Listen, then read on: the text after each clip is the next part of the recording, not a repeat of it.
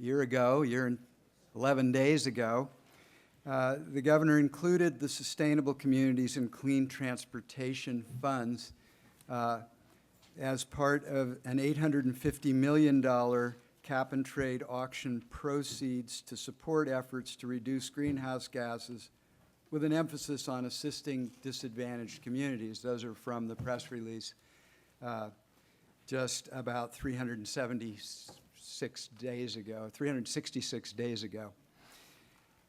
On January 9th, that same day, SB 862 was introduced in both houses, and after many hearings and several revisions on June 15th, 2014, that passed both the Senate and the Assembly, and on June 20th, 2014, was signed into law by the governor. The Strategic Growth Council met on July 10th in response to this in a special session to consider SB 862 and the Affordable Housing and Sustainable Communities programs, and to assign roles to member agencies and to assign guideline development to an interagency staff.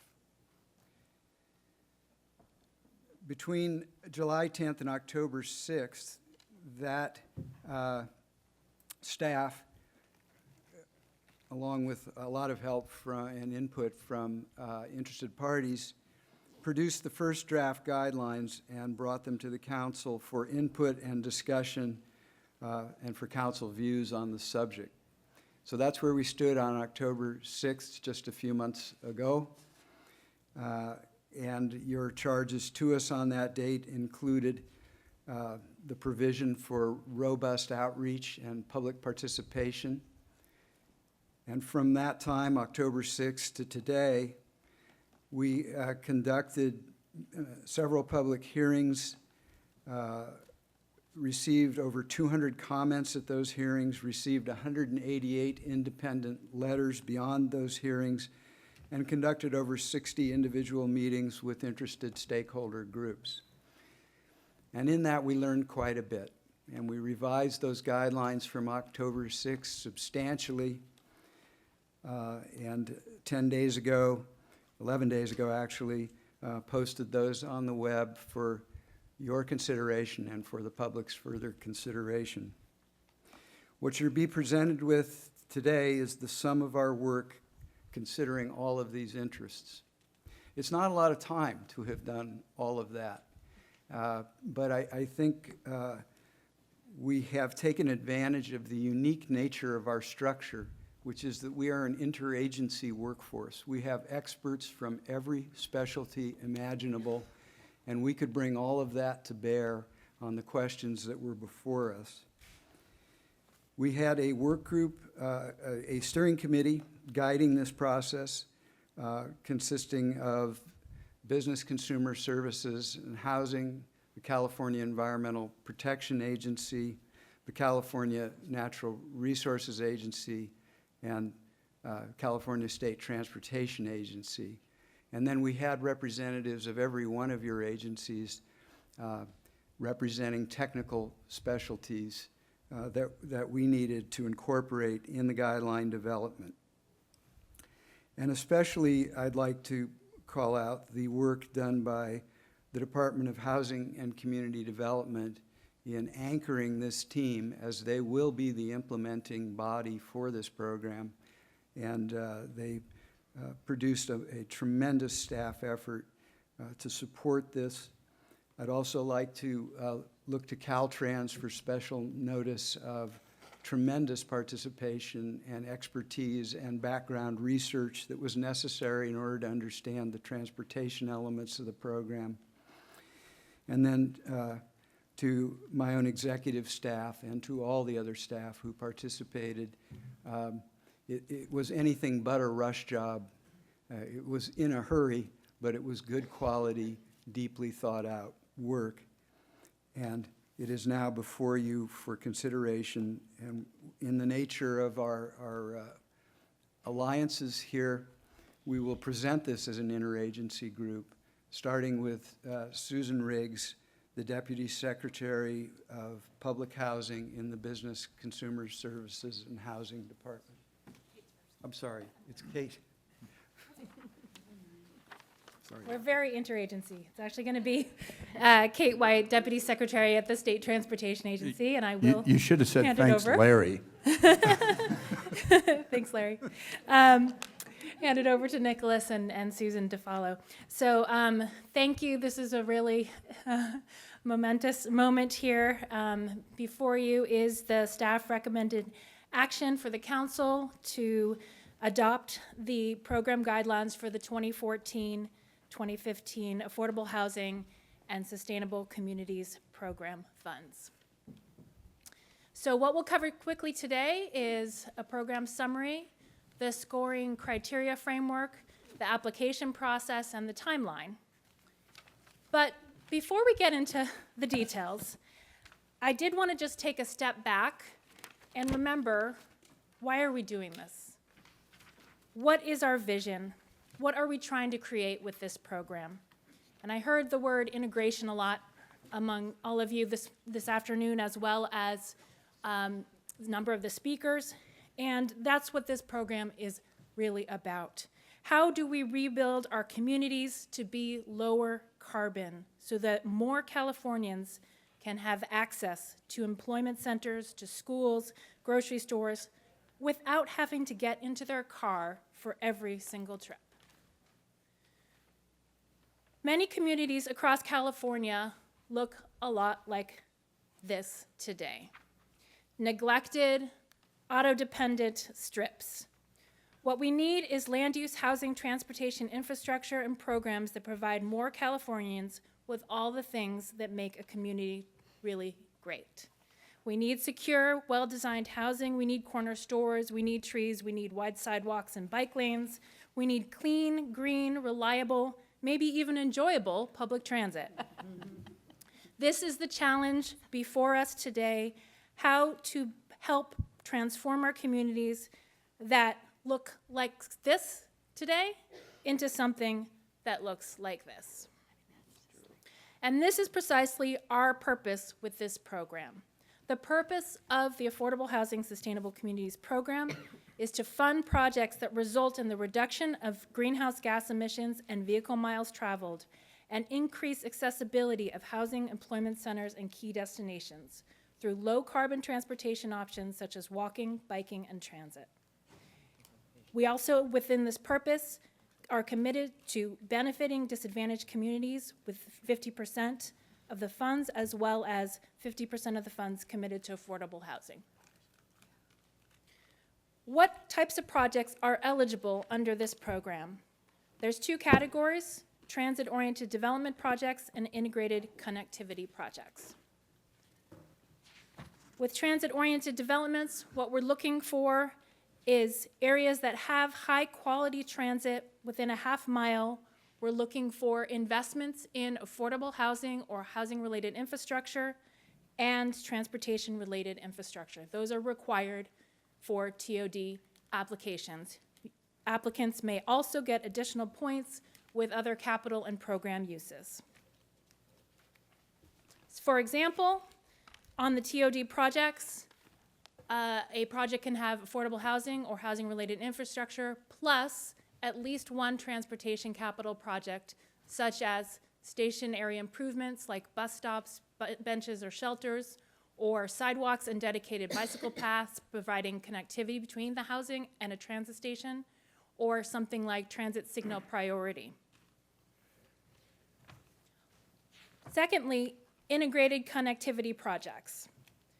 These are for areas that may not have high-quality transit today.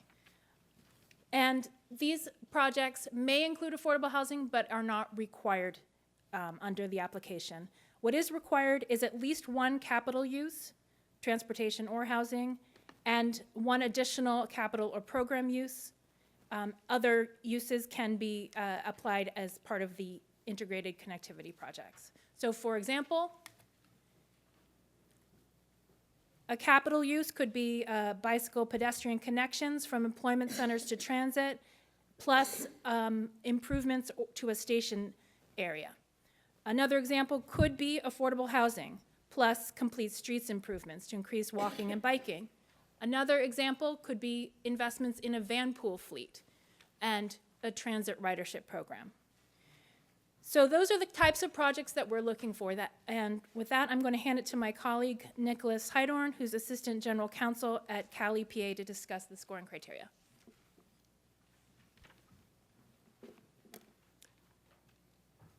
Thank you, Kate. As mentioned, I'm going to be going over the key program thresholds that are going to be required of any projects that we fund, as well as going over the scoring criteria that staff will be applying when we come to you in late June with recommendations for which projects to fund. So turning first to the threshold requirements, there are 4 threshold requirements that any project seeking funding must show. First and foremost, every project must be able to demonstrate that it reduces greenhouse gases. This is first and foremost a greenhouse gas reduction program, so that's obviously going to be the first and strongest requirement. Next, there's a requirement that every project support the implementation of a sustainable community strategy, which is a regional transportation, housing, and land use strategy directed towards reducing greenhouse gases within that region. They're adopted by the 18 metropolitan planning organizations. There are some areas of the state that don't have metropolitan planning organizations, known as MPOs, and they'll be eligible to meet this criteria by showing that they match another similar regional plan, which results in the reduction of greenhouse gases. Another threshold is a requirement that the projects be consistent with the state's planning priorities. This is found in Government Code Section 65041.1, which I've looked at so much I've now memorized. In general, it promotes infill development, it discourages sprawl, and it promotes the preservation of natural spaces as well as agricultural land. The last threshold requirement is certain project readiness features. For example, having site control, having the environmental clearances necessary for the project already in place. This is to ensure that of the projects that we fund, we are ready to move quickly to be able to go to construction to ensure that the benefits seen to the environment as well as to communities will occur promptly and with assurance that they will occur. After we pass these threshold requirements, we move to the scoring criteria for the applications that will be reviewed. These fall into 3 general categories. The first category, at 55% of the score, will evaluate how much a project will reduce greenhouse gases by having strategies that reduce vehicle miles traveled from vehicles. This is the largest category, as this is primarily a greenhouse gas program, first and foremost, as Secretary Laird put it.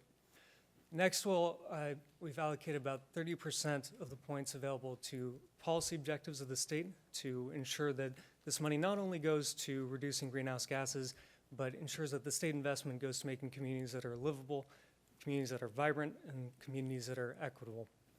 Finally, the last 15% will go to additional criteria of feasibility and readiness. And I'm going to go through these 3 categories in a little more detail in the next slides.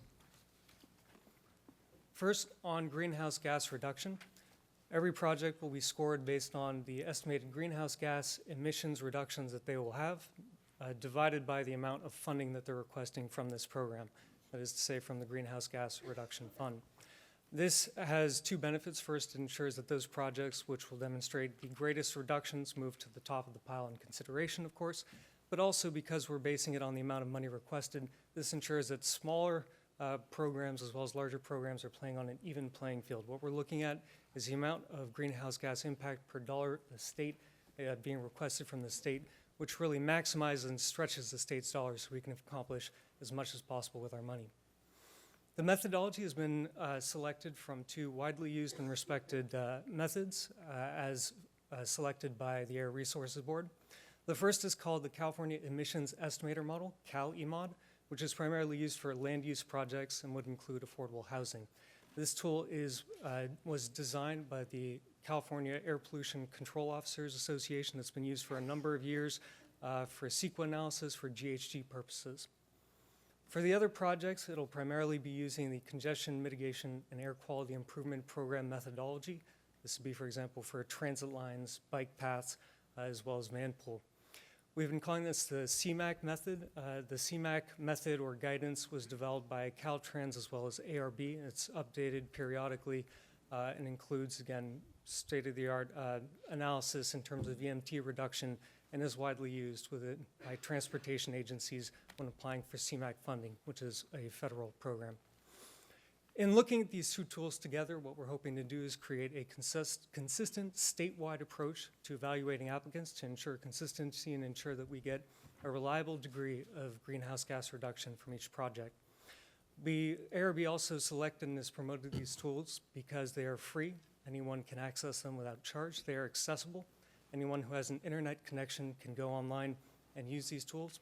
They are research-based. They incorporate the latest or the most robust research within these areas, including, for example, an understanding of how various factors relate and interact with each other. And finally, as already mentioned, these are widely used tools. CaliMod is used for SQL analysis, and CMAQ projects have been around since the 1990s, and many transportation agencies have experience applying for them.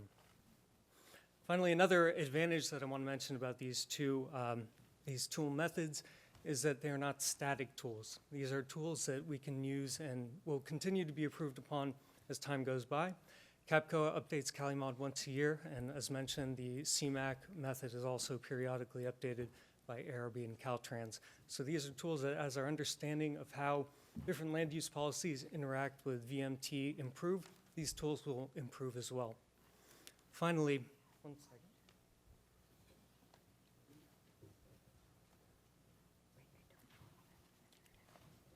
Excuse me, my mouth was getting a little dry from talking. All right, finally, the last thing I do want to mention is that ARB staff will be providing guidance to those applicants who do not have experience with using these tools. They are on hand to provide that assistance. And today, ARB has also released step-by-step guidance for using both CaliMod and CMAQ, copies of which I believe are available in the back. The next category of point scoring, it goes to the policy objectives. We've highlighted 8 here to call the attention of the council. The first is that the level and depth of housing affordability will be given added consideration and points. So this is, say, projects that include more affordable units set aside and deeper affordability will be getting extra points. I should also point out that CaliMod, the land use tool which calculates GHGs, also provides higher scores for projects that incorporate higher levels of affordability. This is in recognition that persons who are lower income are more likely to use transit. So this has a nice, this dovetails nicely with the efforts that we're trying to do on the GHG side as well, as meeting our social values and social goals of promoting affordability more generally through this program. We also have points allocated for co-benefits. These will be economic, public health and safety, as well as environmental co-benefits. Finally, access to qualified employment areas, walkability and bikeability. These are all features that help transform ecosystems in cities to make it so people are more likely to shift from using their vehicles and to use public transit or to walk to amenities. These are features that we want to encourage in cities, so we've added additional points for these categories to support the larger effort of what we're hoping to accomplish. Points are also given for community engagement in recognition that the best projects are those that identify needs of communities and are responsive to community needs as they go about their process of both planning and building their projects. And finally, points are given for having anti-displacement strategies to ensure that as investment goes into these areas, projects are considering ways to help ensure that vulnerable populations can remain there. I should also add, every project that receives funding also must be a no-net affordable housing loss program. The last criteria is 15% for feasibility and readiness. This includes looking at the prior experience of the applicant in making this type of project, having an operator with experience in this area as well. And this also includes categories such as showing that you have a degree of leveraging to your program. Again, we want to stretch the state's dollar to accomplish as much good as we can with the, while significant funding, nonetheless limited when compared to the overarching demand for these funds. So leveraging is a component of the score to try and really spread our dollar and accomplish as much good as we can. And finally, another category, a subcategory within this one, is looking at how the project integrates and implements other local and regional planning efforts to ensure that these projects are consistent with what their local jurisdictions are trying to do so that everyone is kind of firing on the same cylinder and pulling together. And with that, I'd like to turn it over to Susan Riggs, Deputy Secretary at Business Consumer Services and Housing Agency, to talk a little bit about the process and timeline. Second time's a charm. So I'm going to move now to the application process. There's two primary steps that potential awardees will go through. The first is a concept proposal stage. The second is a full application stage. In the first step, applicants are going to be asked to submit a concept for state review. As part of the submission, the applicants will have to demonstrate that their proposed projects meet minimum threshold requirements, including the ability to reduce greenhouse gas emissions, consistency with state planning priorities, and implementation of their respective sustainable community strategies. In addition, the applicant must demonstrate project readiness and sufficient funding leverage, as was just discussed. The primary objective of this stage is really to allow early vetting of the proposed projects, to encourage applications that will be able to move quality projects forward quickly, while avoiding unnecessary use of resources for those applicants that may need additional time to be competitive in a full application round. At both the concept application stage and the full application stages, an interagency committee will review and score applications in conjunction with the Strategic Growth Council staff. And in addition to that, the metropolitan planning organizations have an advisory role at both the concept and full application stages. Authorizing statute requires the Strategic Growth Council to invest no less than 50% of the overall funding to provide housing opportunities for lower income households. In addition, no less than 50% of funding would be invested to benefit disadvantaged communities, as that's defined by guidance provided by the Air Resources Board. In addition, the proposed program design would dedicate 40% of the funding for transit-oriented development and 30% for integrated connectivity projects, as those were described earlier by Kate White. The remaining 30% could be used for either category based upon the competitiveness of applications coming through those categories. This distribution is really intended to create diversity in the types of projects funded through the program. It should be noted that proposed projects may fulfill multiple objectives, set-aside objectives, through a single application. For example, a single transit-oriented development project or integrated connectivity project may be applied to meet both the affordable housing objectives and the benefits to disadvantaged communities. As part of the concept application stage, technical staff will be providing assistance to potential applicants. The technical assistance is intended to provide early assistance prior to the concept submittal stage so that potential applicants are better informed on their ability to submit competitive proposals. Because this is a new program for both seasoned applicants for state funding as well as those who may be new to the process, we believe that this will be of great assistance in ensuring that we have quality applications coming through. We're going to do this through a series of workshops throughout the state, where there will be all-day meetings consisting of an informal presentation and kind of a public forum, and then one-on-one technical assistance sessions on kind of a first-come, first-served basis for those who have an interest in having questions answered. This is our lineup to date of workshops that are scheduled. You'll see we're starting on February 4th, just right around the corner in San Diego, and we'll end in Oakland on the 11th of February, and then the concept proposals will be due on the 19th of February. So as you see, this is a very tight timeline.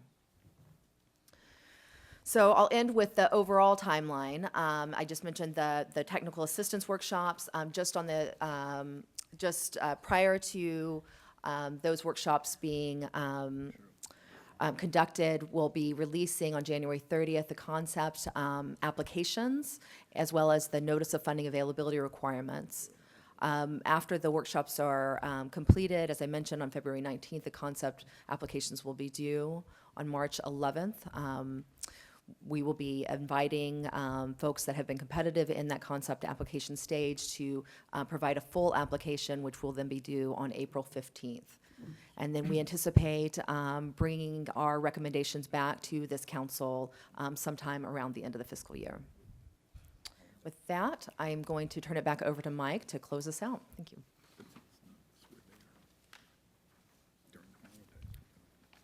Thanks very much to our presenters. Chair Alex, we didn't have much of a time to talk about your preferences prior to the meeting, since you were a bit late today. Since I was late. But go ahead. The choices are certainly yours. If you would like to ask questions of staff, extended staff, I would be happy to direct those to whoever I think might be the appropriate So technical. let's do it the same as we did for the previous item.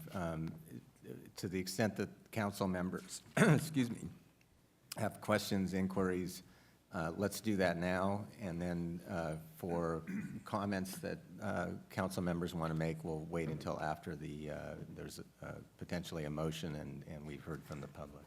So Excellent. right now, what I would ask is if council members have questions for staff, please jump on in. I'd like to just say, Ken, that this is primarily the work of all the other agencies, but our public health department has been very engaged, and as you all recall, the Health and All Policies was really the first product of the Strategic Growth Council, and we continue to be engaged and supportive, and all of these policies, both the policies of the previous discussion and this one, most particularly, are both impacted by health and have tremendous impact on health, particularly with regard to the disadvantaged communities, and we're going to discuss that, and it's very, very important. There is significant overlap between the definitions of disadvantaged for the purposes of these grants and for the purposes of the needs, whether it is in access to care or water or food or transportation or housing.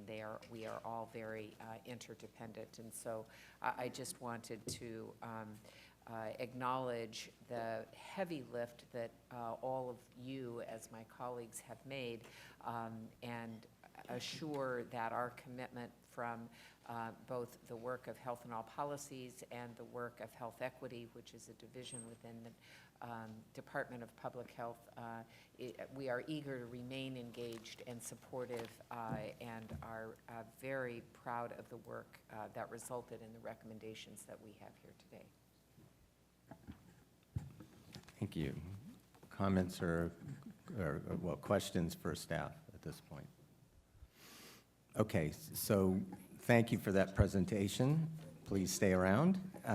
So we have quite a number of public comments, which we'll go into now, and with the same admonition or request that people keep it, excuse me, to 3 minutes or less, and that if it's a Me Too, please just indicate that. I will say that we received a lot of letters in the last few days, and I think the council members, including in the last day or two, have looked at those, and so we are pretty well aware of the issues. So if you can dive right into it, we'd appreciate it. So let's start with Robert Pythras and Jeannie Ward-Waller on deck. Good afternoon. I'm Robert Poitras, and I currently serve as the chairman of the San Joaquin Valley Regional Policy Council, as well as mayor of Madera. And I'd just like to thank you on behalf of the 8-county San Joaquin Valley regional planning agencies that we'd like to send our gratitude and appreciation to the Strategic Growth Council for incorporating our priorities into the final guidelines before you today. It's a good start. The San Joaquin Valley in population ranks 3rd in the state, only behind Los Angeles and the San Francisco areas. However, 23 out of the top 30 most disadvantaged communities in California are located in the San Joaquin Valley. We have communities with no drinking water, communities with 40% unemployment, and communities with poverty rates above 60%. Nonetheless, we stand committed to improving conditions in these communities and welcome the opportunity to partner with the Strategic Growth Council in order to do this. Your staff should be committed for actively listening and responding to our various inquiries and areas of concern. Mike McCoy and Allison Joe have made tremendous efforts to openly communicate with us to better understand development patterns, population characteristics, and other factors unique to the San Joaquin Valley. We remain committed to participate and monitor this program to the benefit of the San Joaquin Valley and our many distressed communities. The future funding cycles, we remain dedicated to working with the council in the same manner. Thank you. Thank you. Sorry about pronouncing your name wrong. Jeannie Ward-Waller, followed by Carrie Timmer. Good afternoon, council members. Jeannie Ward-Waller with the Safe Routes to School National Partnership. I'm also here as part of the Sustainable Communities for All Coalition.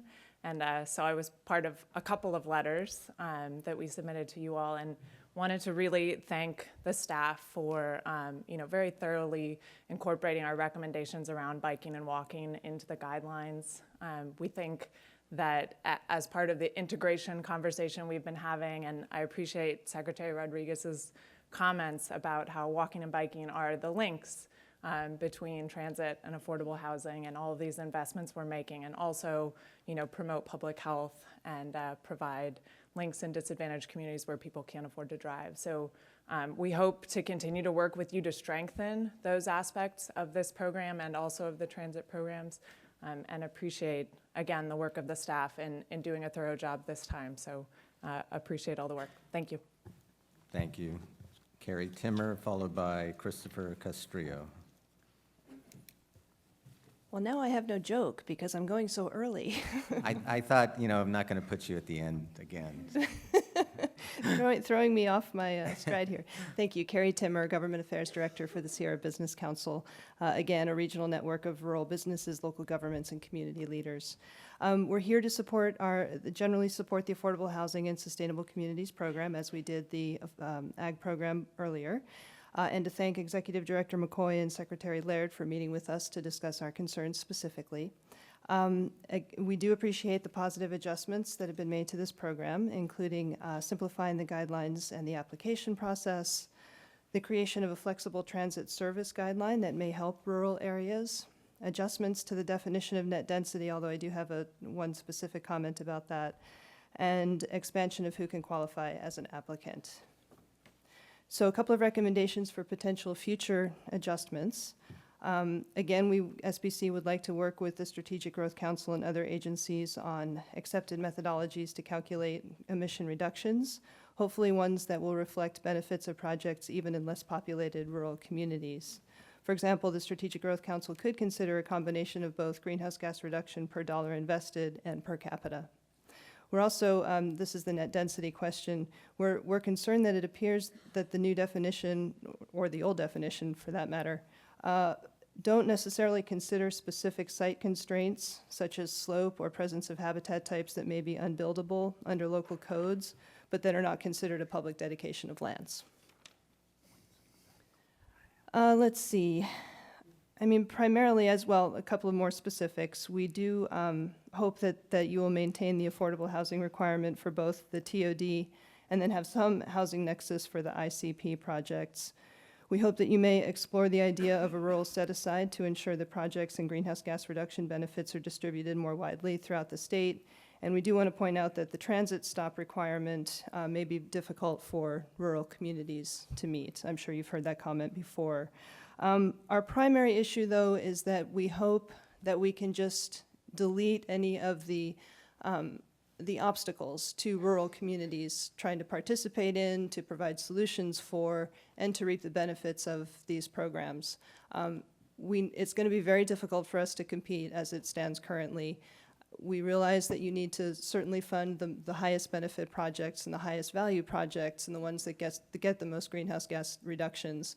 But we do believe that there's a way for rural communities to participate and to be part of the solution. And we hope that we can work together toward that end. Thank you. Thank you. Christopher Castrillo. Yep, sorry.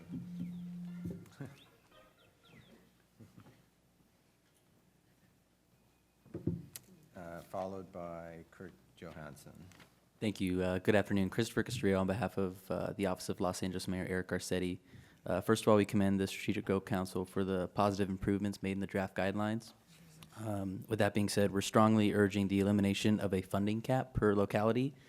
We feel that the proposed $15 million cap for localities makes the program much less effective at achieving the greenhouse gas reduction goals set forth. A cap based solely on municipality not taking into consideration the size of the city.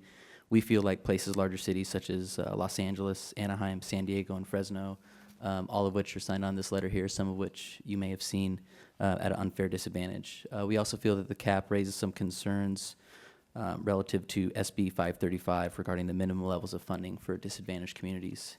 The second piece is that we support the continuing requirement of a locality as a co-applicant for all project funding under the program. We feel this will allow early collaboration between applicants and local jurisdictions, including identifying local implementation resources and development criteria. Should co-applicants not be required to be a locality, then localities, preferably cities, should be able to have a final say over which projects they have built in their jurisdictions. Thank you. Thank you. Kurt Johansson, followed by Monica Palmila.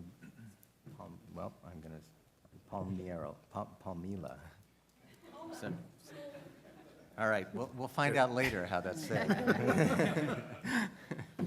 Good afternoon, Chair Alex and the Council. Thanks very much for letting me speak here today. My name is Kurt Johansson. I am Board President of the Council of Infill Builders. We are a statewide organization of developers and other real estate professionals that are dedicated to promoting infill, trying to preserve prime farmland, of course, and support sustainable communities in general. So the first thing I want to say is, on behalf of that organization, we very much support the work you're doing. We really appreciate it. It's very timely, very important that this program continue to go and grow. And we really thank you for all the hard work. I only have a few suggestions that we would like you to consider, either in the short term or even in future rounds of the program. The first two are easier to get your arms around. One is to simplify the criteria. So it's a little complicated as a developer myself to figure out what projects would fall into which categories. And so having some more clarity around that, I think, would be helpful for developers in the future. Developers are like most people, they just want things to be easier to figure out. And so to the extent you can help in the future with that.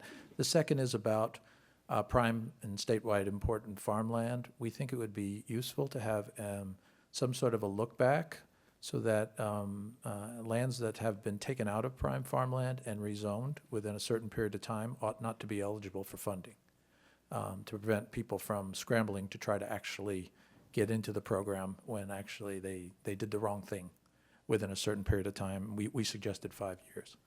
The last one is the most complicated one, but I actually think it's the most important. Personally, I'm also a practitioner, and I'm doing a project in the San Joaquin Valley right now. And I'm doing it because after 2 years of going up and down the San Joaquin Valley, speaking on behalf of the organization about the importance of SB 375 and sustainable communities, I got tired, frankly, of people saying it just doesn't work here. And so they said, why don't you show us? And so I am. We're doing one in the small town of Reedley, which is 20 miles southeast of Fresno. And I'm proud of Reedley. They just updated their general plan, and they have a lot of sustainable development concepts built into their general plan, and they've been looking for a developer that would try a prototype project. And we have a transit-oriented project. We are creating our own transit. We are on industrial zoned land. We're infill. It's a 40-acre site. It's mixed use. It's walkable. We have community gardens. We have renewable resource energy. We have conservation from top to bottom in this community. We're doing things that just don't happen in the San Joaquin Valley. And I don't tell you that because of what I'm about to say. A year ago, before we knew anything about this program, we actually set our own density at 21 units to the acre. And this is in a town that averages 3. And of course, most towns out there do average something like that. So I believe we are actually going to be able to qualify under ICP for this, which makes me very happy. But that's not how we set out to do it. But I've noticed that the densities are so low in the San Joaquin Valley because of the sprawl that's happened, that we recommend that this council take a look at taking 7 counties and actually giving them a little bit of short-term relief on trying to get more developers to actually qualify for the program. And so we've submitted a letter. I don't need to go into details here. It would take too much time. But we were suggesting a 5-year period of time where you give the 7 counties that we're recommending in the San Joaquin Valley a little bit of a break on trying to get more people into the program. And we really appreciate your consideration. Thank you for all your hard work. Thank you very much. So Monica P., followed by Megan Kirkby. Hi, so the name is Palmera, just in case. Thank you. Portuguese name. Hi, everyone. Thank you so much for having me. Again, my name is Monica Palmera. I'm here representing the California Coalition for Rural Housing. We are a coalition of nonprofit affordable housing developers. We represent over 30 nonprofit affordable housing developers, primarily serving suburban and rural California. So I'm here to tell you all, unfortunately, that we've heard almost unanimously from our members that this program is not workable for the places that they are producing housing in. Our members have decades of experience producing affordable housing, and we are finding that it is not feasible to produce housing with these guidelines. So we offer some recommendations to you all. We did submit a letter that has some specifics in there, but I did want to start first with the density requirements, which we were happy to see that they were changed, but we are experiencing some issues. Currently, there are metro counties that are required to build to 30 units per acre, but these metro counties also include Placer, Yolo, El Dorado, Orange, and Riverside counties. With that, you're requiring the city of Woodland, for example, to build to the same density as the city of Los Angeles. So we're seeing some major issues with that. We do offer an alternative that communities that are considered rural by the state definition of TCAC could build to the rural densities, even if they are in metro counties. So we did identify that one as a major barrier to our members being able to apply for these funds. Additionally, we are still looking to see housing as a requirement in the ICP program, housing or housing-related infrastructure. Because currently, as it stands, we could see a lot of this money go to TOD-only projects. And we would like to see, as this is the Affordable Housing and Sustainable Communities Program, that all of the projects have some sort of connection to housing to ensure that any transit that gets built has ridership. We're also finding for the ICP program that the project maximum, the maximum amount of money that can be given to an ICP project is too low. It's currently at $8 million compared to $15 million for TOD.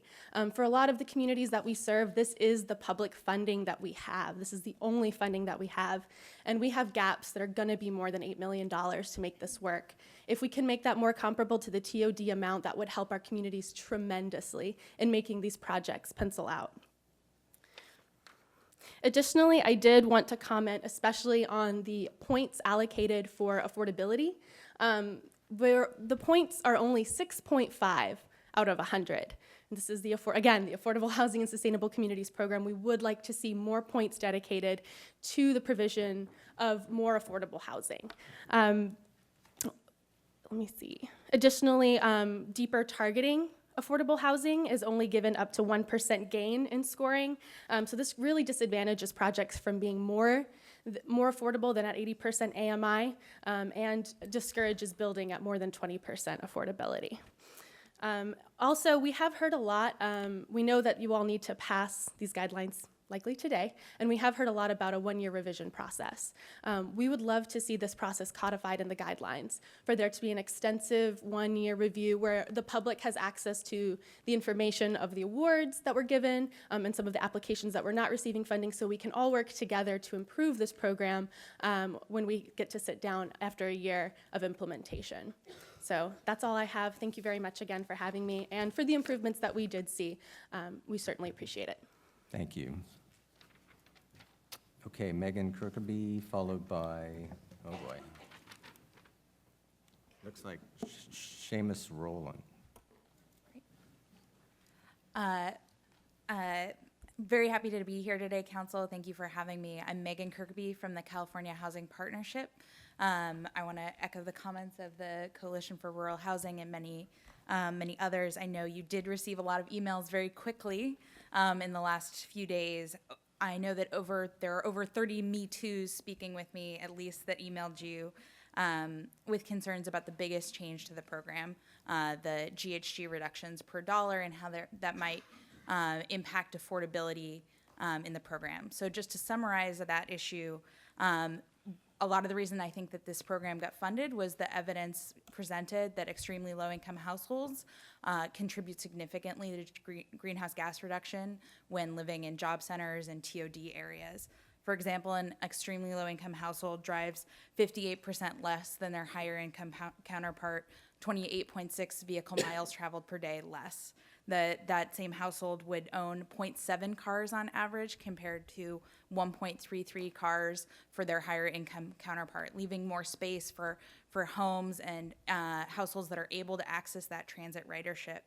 And we also see nearly double the amount of transit trips among extremely low income households. While CaliMod is an amazing tool that has been evolving over time, and it does recognize that below market rate housing has a greenhouse gas reduction benefit, it assigns one reduction benefit for all types of below market rate housing. It doesn't account for the fact that extremely low income households are the highest propensity transit riders, lowest car ownership households, lowest vehicle miles traveled households per day, and I think is a big concern are also the highest risk for displacement. So if we count all below market rate households the same in our GHG reduction score and then divide that by cost total dollars requested, it's going to be very difficult for applicants to see why they should build something for extremely low income households instead of for the highest end of the spectrum of below market rate housing.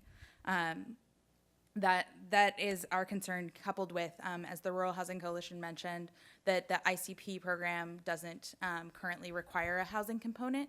We're very concerned about cycles of displacement as we increase the transit access, as we increase our transit options. We're going to see increases in land value prices, and we're going to see displacement of those high propensity transit riders. We see these things as linked. Maybe there's at least a way to encourage housing to be part of ICP. Finally, we understand this needs to be an evolution, that there were a lot of changes responsive to the community, especially the removing the minimum unit size. That was very important to seeing dense infill developments on small sites able to qualify for this program. We think the simple changes you could make today would be to move points from the GHG reduction category to affordability to compensate for that, the model's lack of attention to that aspect, or to adjust the total funds requested amount so that the dollars requested for an ELI for an extremely low income household unit were seen similarly to a 80% AMI or a market rate housing unit. Let me ask you to wrap Yeah. up. No, let me ask you. Oh, yes. Yeah. And that was the end of my comment, so. Excellent wrap-up. Thank you. All right, Seamus, followed by Jeff Roberts. Hello, my name's Seamus Roller. I'm the Executive Director of Housing California. I'm gonna just, echo everything that Megan just said in that, and just summarize, I think, a couple of key points for me. These regulations were pretty dramatically different than what we saw in the first round. A pretty limited amount of time to turn around and to see that, and want to acknowledge that puts us in a bind to kind of understand exactly what their implications are, and also to recognize the tremendous amount of work that went on from the staff level. I think that our biggest concern is really around the CalEMOD program. I think it's this is the Affordable Housing and Sustainable Communities program, and yet we're applying a model that really fails to understand how affordability impacts greenhouse gas emissions. And that's pretty problematic from our standpoint if we're trying to measure how affordable housing impacts greenhouse gas emissions with a model that can't actually do that. On top of that, it then divides greenhouse gas emissions impact by the amount of money that you're requesting. If you want to serve, essentially poorer people, you need to provide more subsidy into the housing. So we have both a model that doesn't look at how affordability impacts greenhouse gas emissions, and on top of it, we're creating a dramatic incentive for anybody applying to the project to target it at the highest income people. So I think that those two combinations I think both undermine our longer-term greenhouse gas reduction goals, at the same time undermining all the other policy goals that we have around serving those households who don't really have any other choices, who are really struggling in the housing market. And I think really the legislative intent at the passage of this bill that led to the program. So I just want to echo Megan's two sort of policy recommendations for today, which are to shift 20 points from Cal EMOD into affordability, or to eliminate essentially the cost piece of this and how that divides in the denominator piece of that. I think that will also accomplish similar goals. Lastly, I think that that we not start the conversation about the next round of regulations until we shouldn't push that conversation off until we see the first round. We need to start that now. These are complicated. They're going to have complicated, sets of conversations, and so, we should start it tomorrow if we can. Thank you. Thank you. So Jeff Roberts, followed by Alice Talcott. Thank you, Mr. Chairman, members of the council. Jeff Roberts on behalf of Granville Homes in Fresno. I'll be very brief with my comments since I did comment before today. We had submitted written documentation regarding concern about the density requirements for this program. There has been movement in your guidelines, which we think is in the right direction. And I think in the next year, we're going to find out as to whether whether they've gone far enough or not. So I think it's important to track what happens in the next year. I think Mr. Poitras, the mayor of Madera, pointed out very clearly the San Joaquin Valley is a little bit different place than much of the state and may require a different formula to make things work. We as a company are poised and ready to try and assist in that regard. We have built are building approximately 400 units of higher density development in downtown Fresno, all of which has an affordable component, and we're anxious to keep going with that. It's going to be more difficult without redevelopment as a backup, but we hope to keep going, and we look forward to working with the staff, with Mike and Allison and the staff on that regard. So thank you very much. Thank you. Alice Talcott, followed by Rebecca Long. Good afternoon. I'm Alice Talcott. I'm the Director of Housing Finance at Mid-Penn Housing. We're one of the larger nonprofit affordable housing developers in the Bay Area. We have over 8,000 units of affordable rental housing. And I would just really like to thank the staff for putting together this work. I know it was really a lot of work to start a new program. And this is, a really complicated program. And, I'm really speaking to you as a developer of affordable housing, a practitioner with a long history of working with these state housing funding programs. And I can tell you that the details really matter on these programs. And there are a million details in these guidelines, and I could offer you 25 to 30, recommendations right now on things that I think would improve the program. I realize we aren't in that place right now. We can't do that. But I do think that it's difficult to do such a complicated program on a short timeline. And so I would like to offer a couple of suggestions of things that I think you could do today, and you could make a few changes that would really make the program better. I really want to echo what Megan and Seamus said. I just don't think this program emphasizes affordability enough. Is a really huge disincentive in here to provide any affordable housing. I don't know if you know the way the loan limits really work, but as you serve a lower income population, you get substantially more money in your loan limits for doing so. So the difference between serving somebody at 80% of median and 30% of median is over $100,000 a unit. Now, if you're gonna, this scoring of dividing the greenhouse gas reduction by the amount of money requested just totally discourages you from doing affordability. And that's just a real shame and not what we should be doing with this program. So I really encourage you today to change that aspect to say that the denominator, that's on the bottom, of the formula uses only the base limits, which is basically the limits for 80% of median. There's also supposed to be an incentive here for projects to use the 4% tax credit program, which is the non-competitive program and which is unlimited money to the state. as opposed to the 9% program, which we get a limited pool of and is very competitive. So there's an incentive in here for $30,000 a unit to go use the 4% program instead, which is great. It brings more money in from the federal government to the state for affordable housing. Again, that incentive is totally taken away by having the scoring criteria done the way it is. The other thing I just want to highlight is that there is a requirement in here that we have joint and several liability with co-applicants. We're a nonprofit. I'm not exactly sure how that's going to be interpreted by the HCD attorneys, but that's really scary to us. We're looking at applying with a transit agency. And I think what that means, if it's similar to how HCD has done this in the past, that if let's say we start our housing project first, which has a lot of financial risk in it for us, and the transit agency never does their piece, does that mean that you can come back and take our money back? If that's the case, that's just unworkable. And of course, we don't have any control over the transit agency. So I think there really has to be some way of making that meet your objectives of making sure both parts go forward without putting that burden on developers. And honestly, that's something we could use some real feedback from right now, because it's something that if we don't understand it, we might not apply. Okay, So thank you for your comments. Okay, Rebecca Long, followed by Matt Robinson. Good afternoon, Rebecca Long with the Metropolitan Transportation Commission, the MPO for the San Francisco Bay Area. Well, we submitted a 6-page letter back in October with about 20 different comments. So I'm not here to make any changes or demands today. Really, I'm just here to thank the staff for their diligent work, trying to incorporate and make many changes. I do think there are significant improvements in the revised version of the guidelines. I'd just like to highlight a few that we really appreciate.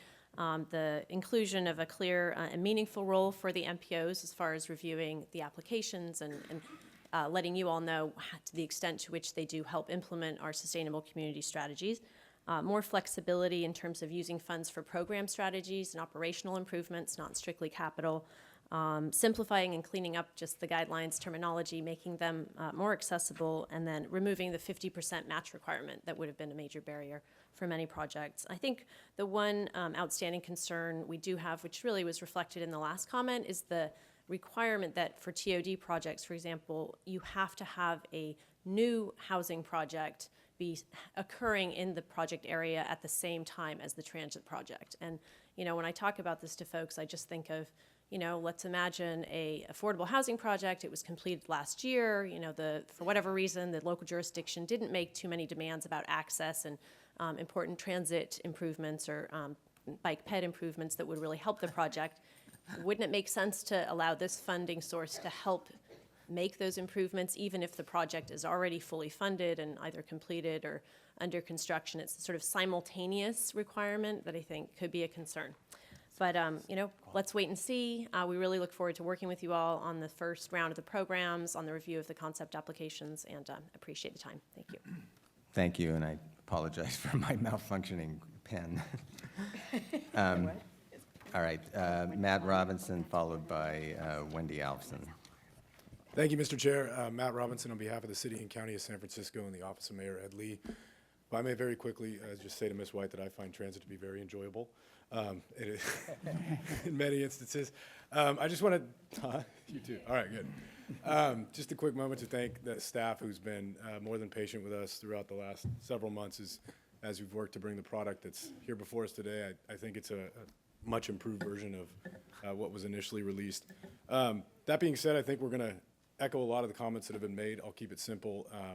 LA made some great points about the funding level and how perhaps that's not an across-the-board application to each locality statewide.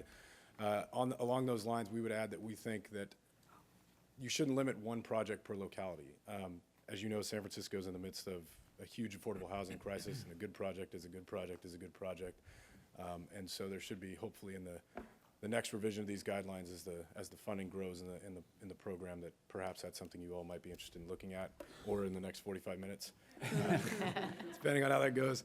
Also, I think we would just say that there should, a lot of the folks representing the various housing groups have said that The affordability of that housing is something that should be given greater consideration in the scoring criteria. I think we would agree with that. That being said, I'm interested to hear about perhaps the council's approach to the 15-16 rollout of these guidelines, if there will in fact be a revision process. So thank you very much for your time, and hopefully we'll hear about it. Thank you. Wendy Alson, followed by Alex Gibbs.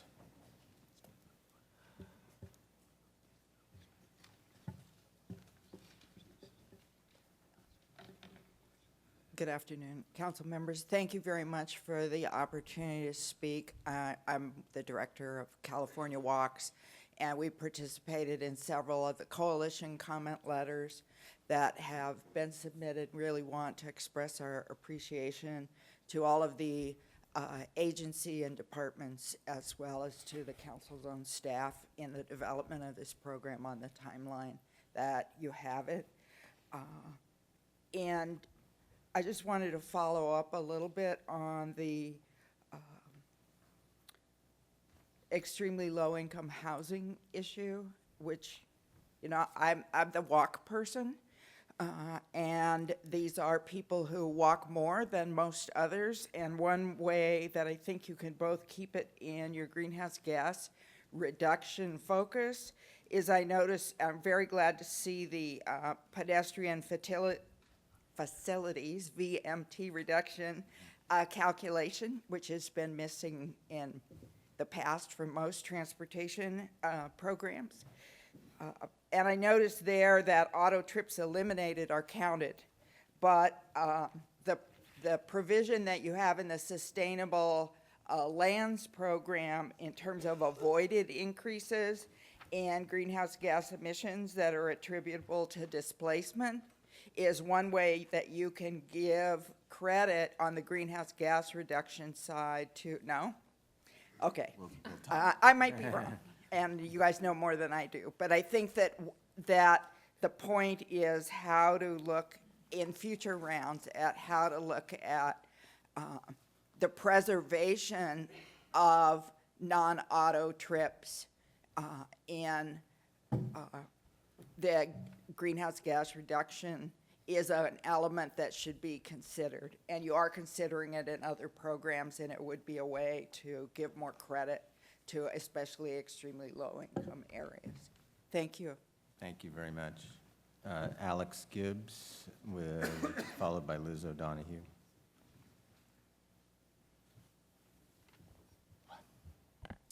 Hello, my name is Alex Gibbs. I'm here from Townsend Public Affairs on behalf of the Trans-Bay Joint Powers Authority. First off, I'd like to thank the members of the council for this opportunity, and of course, all of your staff for the hard work they've done drafting these guidelines. I'd like to reiterate some of the points that some of the larger municipalities have made regarding the cap. For some of these larger projects, amending the funding cap for affordable housing and sustainable communities in urban centers would be of great benefit to us. Another point that I believe that they had already touched on was removing the bar on funding for long-term multi-phase infrastructure projects that have already commenced construction or been completed. Money for items already under construction would be also a huge help to us. And in keeping it brief, I would like to say that they should continue to prioritize transportation projects located in TODs with new affordable housing projects, but not necessarily require that joint application, as it could bar a lot of potential projects that would be just relatable to affordable housing or transportation in those TOD areas. And I'd like to again thank you for your time. Thank you. Liz O'Donoghue, followed by Bill Higgins. Good afternoon again. I'm Liz O'Donoghue with the Nature Conservancy. First, I want to say that I really appreciate the detailed work that the council and the staff have done on this very complicated process. So kudos to everybody. And I know some of you are going on vacation as soon as this is over. Second, I also want to say again that we have to continue to remember that this is about AB 32 and our climate goals, and greenhouse gas reductions are really important here. And so we will continue to work with you on making sure that the investments achieve those reductions that are so important to the state. Somebody mentioned earlier that, that there was a big change between the draft guidelines and what came out as the final guidelines. And so one of the things that was pretty different was the treatment of green infrastructure. And we were really delighted to see how green infrastructure was included as a large component, or not really as a large component, but as a significant component of the projects. And we supported that because of all of the benefits, both from the climate perspective, but all the co-benefits of health and quality of life and wildlife habitat, et cetera. And we hope that, and then in the revision, it was somewhat de-emphasized. And so I would hope that in going forward, we can continue to look at how that is integrated with the program because of all of the benefits that have been shown, from the economic to the health to other benefits that we've seen in the urban core and in the suburban core.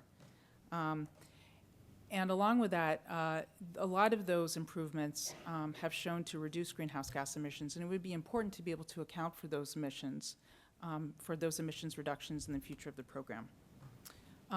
Third, I want to thank you for including climate adaptation in the final guidelines. That is really important to make sure that the projects that are included and funded account for future conditions and adapt to our changing climate. Fourth, I want to say that the integration, as I mentioned before, is really critical. I won't go on much longer because I went on long last time, but it's really important that we don't look at these programs on a siloed basis. We have to continue to be working together. We have been talking with staff about a couple of other improvements. I'll just mention two of them. One is to clarify that eligible applicants include special districts like parks and open space districts and nonprofits. A lot of the proposals and possibilities for improvements are done better with more capacity from special districts, and we would hope that they continue to be eligible and clarify such. And then the final thing I want to say is that we had requested from the draft to the final guidelines that no project is eligible that converts agricultural lands or natural lands. And we saw in the final guidelines that it makes an ineligible projects that convert agricultural lands. But we think it's also really important that that projects are ineligible that convert habitat and natural lands. And we look forward to working with you to make sure that that component that is so consistent throughout AB 32 and all the climate policies that have existed in the state, the scoping plan, the investment plan, are continued to be consistent here, primarily because of the benefits that that provides to the climate. Thank you. Okay, Bill Higgins, followed by Ella Wise. Good afternoon. Bill Higgins on behalf of the California Association of Councils of Governments. And I'd just like to say, first of all, that this is a pretty significant deal, right? These are pretty important guidelines. And I want to appreciate the fact that you guys had to do it in a short period of time, considering that if you didn't do it right, it might get sued. You didn't have enough staff. You had conflicting, passionate testimony all throughout. And in my world, we call that a sustainable community strategy. So we can appreciate the difficulty that it was to create the perfect project the first time. If you ask us, none of us would say our SCSs were perfect the first time out. It's coming again. I think that's Ocean's 14 they're filming it. I thought that would be funnier, I'm sorry. So what I wanted to say is that, you know, I'm reminded about at the guidelines that this process is going to yield 13 to 23 projects in the first round. And I think that this process is probably good enough to pick some really good projects. I'm sensitive to a lot of things that people have said here, and I'm representing a lot of folks from the transit and MPO community who think it could be better. But for this round, we think it will work. We were going to take our recommendation role seriously and work to make it a success. And we look forward to engaging in the conversation going forward. Thank you. Thank you. Ella Wise, followed by Rico Mastrodonato. Good afternoon. I'm Ella Wise from the Natural Resources Defense Council. On behalf of NRDC, I want to thank the council members, the council staff, and key staff for their work in creating this really exciting and unprecedented multi-sector program. Firstly, the guidelines have definitely improved, and we are grateful. For example, the focus on greenhouse gas emission reductions is so important, and although the modeling can be improved and we need to find a way to better score deeper affordability, we need to keep the focus on greenhouse gas emission reductions. Anti-displacement policies have been strengthened, and it is clear now that project areas can include whole transit corridors and active transportation networks rather than narrowly defined developments, so that the program has more transformative community-wide benefit. That said, we continue to have concerns about the prescriptive approach of these guidelines. They add requirements above and beyond those in SB 862. In result, they create obstacles for good projects. As Ms. Long said from MTC, transportation projects that increase accessibility for existing affordable housing have obstacles. In addition, there are limited eligible projects in the valley. Secondly, we also have concerns about the GHG quantification methods. It's difficult to imagine how CaliMod would quantify the GHG reductions from campus-wide transit pass programs, for example. And from our understanding of CaliMod and CMAQ, there's no guidance on how to model GHGs from new rail, even though SB 862 specifically lists transit capital projects as eligible. But all that said, we thank everyone who worked on completing these guidelines under an ambitious timeline, and we look forward to the projects this first year. I'm sure we are all tired, and for good reason. But like almost all of our friends and partners here, NRDC urges the council to commit today to evaluate and to revisit this first year's guidelines. Thank you. Thank you. Rico Mastrodonato, and with Tyrone Buckley next. First, good job on my last name. I think I was 8 years old before I could do that.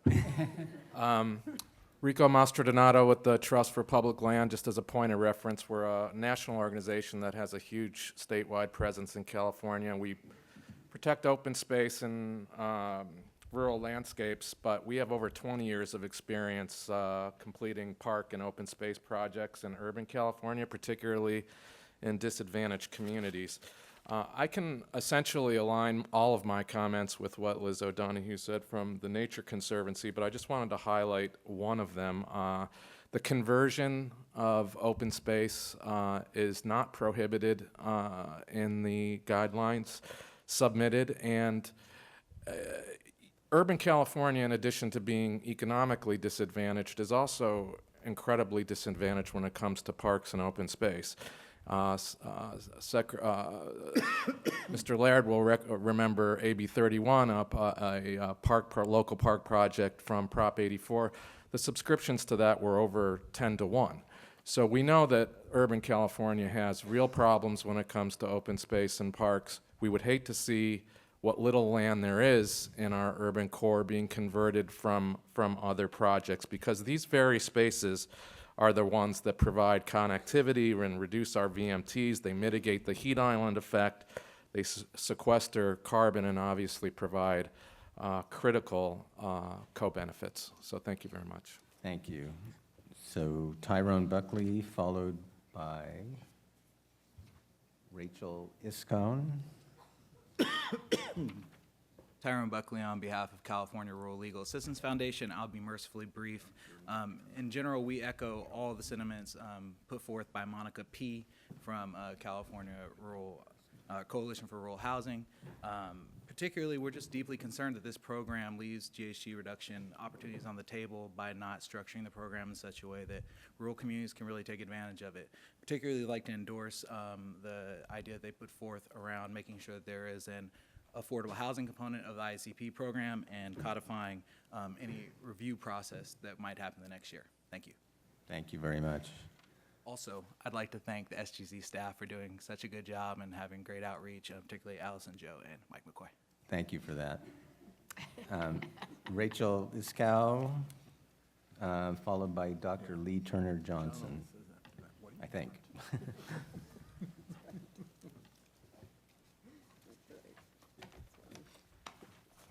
Hi, and thank you for this opportunity to make comments. My name is Holly Wonder Stiles. I'm the Director of Housing Development for Mutual Housing California. I'm speaking for Rachel Iskow, our Executive Director, because she had to leave early.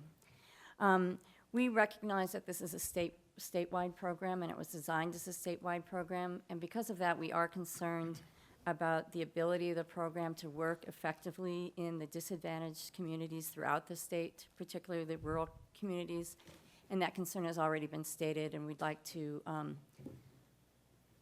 state our agreement with those concerns. Beyond that, we have an additional concern that we'd like to highlight, and that is working in those communities that are suburban areas and lower density areas that are within urban communities or within those urban counties.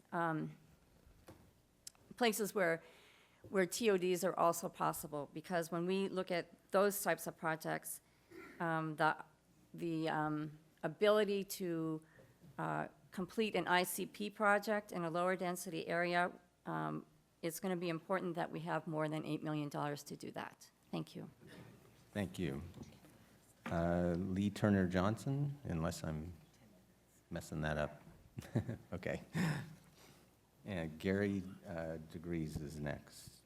Good afternoon. Greg DeGrees, sorry. I represent Community Housing Opportunities Corporation, CHOC, which is a nonprofit affordable developer, and I also sit on the board of California Coalition of Rural Housing, which Monica has been speaking of. I don't, in the interest of not being redundant, I just do 4 points very quickly. First of all, we did submit a letter to your chair with some recommendations. And I want to just comment that it's really an incredibly complex process that you've had to go through. So with all due respect to that, our concern, of course, has to do with the interconnectivity piece and making sure that the help regarding affordable housing and infrastructure and also those less advantaged is met, to the requirement standards. I just want to reiterate 4 points. One, regarding the GHGs, it might be useful in reaching some of the deeper affordability aspects that have been raised today if one could consider and include those that aren't actually emitting. Those, you've got bicycles and all the rest of it. What about the people that simply don't have cars? They're walking and not driving at all. Also, regarding the density issue, it could be that some qualification as to certain geographic boundaries could be helpful in terms of being more equitable in the applications for those rural areas that we're talking about. And the ICP funding at $8 million, given the current state of the economy and lack of gap financing for affordable housing, certainly would be an incredible barrier to any of us being able to really afford one of these projects. And lastly, I just wanted to mention that the affordability scoring, the 6.5 out of 100 regarding, and I now am speaking on behalf of the board, that we just can't comprehend how SGC will achieve its goal of 50% of funds towards affordable housing and related infrastructure with that kind of minimal amount of points going, to that piece. So with that, I just want to reiterate something Seamus said, Mr. Roller, that I think, too, knowing that we're going into a round and a whole year before we review, which I remember hearing said at one of the other hearings, is just too long to make sure you're going to meet your compliance issues. I think the sooner that we have that conversation and do the very best we can to accommodate on top of the accommodations you've made would be most appreciated. Thank you. Thank you. Greg DeGrees, followed by Sarah DeGura. Greg DeGere, representing the ARC and United. I'm used to it, don't worry. I'm not sure I would recognize it if you got it right. Representing the ARC and United Cerebral Palsy, a coalition of people with intellectual disabilities and all developmental disabilities and their families, friends, and service providers. We very much share the concerns that have been raised by Housing California and the other affordable housing groups because 90-some-odd% of adults with developmental disabilities in California are extremely low income. It's very difficult for someone with developmental disabilities to make a lot of money in California. About half, roughly, we've heard of people who are homeless in California have disabilities of one sort or another. over the last 2 years, I've had the opportunity to get to know some of my neighbors who are homeless and some of them with disabilities. And actually meeting people and getting to know them is quite different than having the intellectual understanding. Can you imagine what it's like having to sleep out in the rain and having nowhere to put your belongings so that they're regularly stolen? If you're a woman, always in danger of being raped. If you live in almost anywhere in California, you're being hassled by the police and told to go someplace else.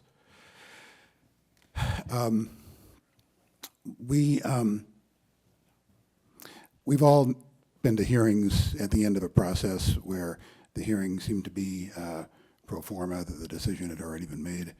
I'm sure the pressures on you in this case are exactly that, and even more so since the people who are bringing you the recommendation are your own staff, your own deputy secretaries who've worked who have worked so hard on it. So it'd be very difficult for you to make major changes today or to put off the decision to make changes. But that's exactly what we're asking you to do.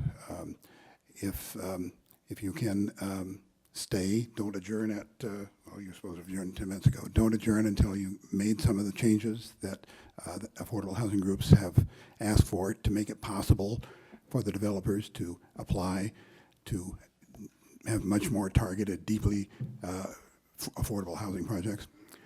And if you can't do that, then don't make a decision today. Put it off until you can fix the program. Thank you. Okay, thank you. Ken, if I might, yes. I apologize, I really do have to leave, and unlike Brian, I didn't think to send somebody in my stead. I thought we'd have a chance to vote, and I very much want to vote on this, and I don't know whether that will be allowed in absentia, because I do want to support this and I want to move forward. But I want to just make a couple of observations before I have to leave. I agree with the comments about the one-year review, and I expect that we're going to do that. And that we would adopt that. I'm sympathetic to the comments about treating open space and habitat land in the way that ag land is done, and I didn't study it enough to know what the reason might have been for that distinction. So I want to say that I think that is something that makes sense to me. And I'm a little surprised that there isn't a leveraging factor so that the amount of money, which is never enough, I'm inclined to spend it more broadly to maximize the opportunity for leveraging, but I didn't see anything in the weighting about that leveraging component. And I'm reminded about the timing in our effort to get this done so quickly. Over the last 4 years, I've been very involved with implementing Obamacare, and we never had enough time, and we did everything on the fly, and it was all first in time. And when we finally launched a year ago, I said at that meeting that I was reminded of two songs. One was from Fiddler on the Roof, when the little tailor sings Miracle of Miracles. And that's how I feel about where we are today and the staff that has gotten this started. And the second is the Rolling Stones. Sometimes you just can't get what you need, but you try real hard. I mean, you can't get what you want, but if you try real hard, you get what you need. And I think that this is an extraordinary program that is beginning. We have a lot invested in it. And the last observation that I would make, and I see this so much in healthcare as well, is the tensions between competing needs. Is this primarily a greenhouse gas reduction program or housing program? There isn't enough to do everything, and how important housing is to reducing greenhouse gases, I think is reflected in this very thoughtful approach. Is it enough? Of course not. There is never enough to do everything we need to do. But if I could leave my vote, even though there isn't a motion on the floor, I would vote to support the staff recommendations to move forward. And you'll likely have enough votes without me, but actually, I don't know where the even, I think 10 members, whatever you need to do. If it's necessary, send me a text and I'll get somebody to come back over and vote in my stead. But thank you all, and I so sincerely apologize for not being able to be more flexible today with the schedule. Thank you for being here, and thank you for your comments. Let's continue on with the public comments, and then we'll come back to the council at the end of that. Sarah DeGura, followed by Chuck Mills. Sarah DeGia with the California Pan-Ethnic Health Network. Thank you to the staff and of the agencies that have put this together, and I also want to thank Secretary Julia, she's on her way out, for her words on the acknowledgement of the intersection between health and what we're trying to do here around reducing greenhouse gas emissions and identifying affordable opportunities for housing. Generally, I think we're supportive of the program and that we have provided comments as well. Just two things that I wanted to emphasize. First was that in the future rounds, we do also look forward to seeing sort of a greater emphasis on the co-benefits, particularly as they impact disadvantaged communities, and to have agencies like the Department of Public Health and the Health and All Policies Task Force explicitly included as a partner. I know that they were very involved in the background work, but I think it would be also important to really lift them up as equal partners. And then I just want to echo our comments and support on the displacement and affordability comments for the Sustainable Communities for All coalition as well. Thank you. Thank you. Chuck Mills, followed by Stuart Cohen.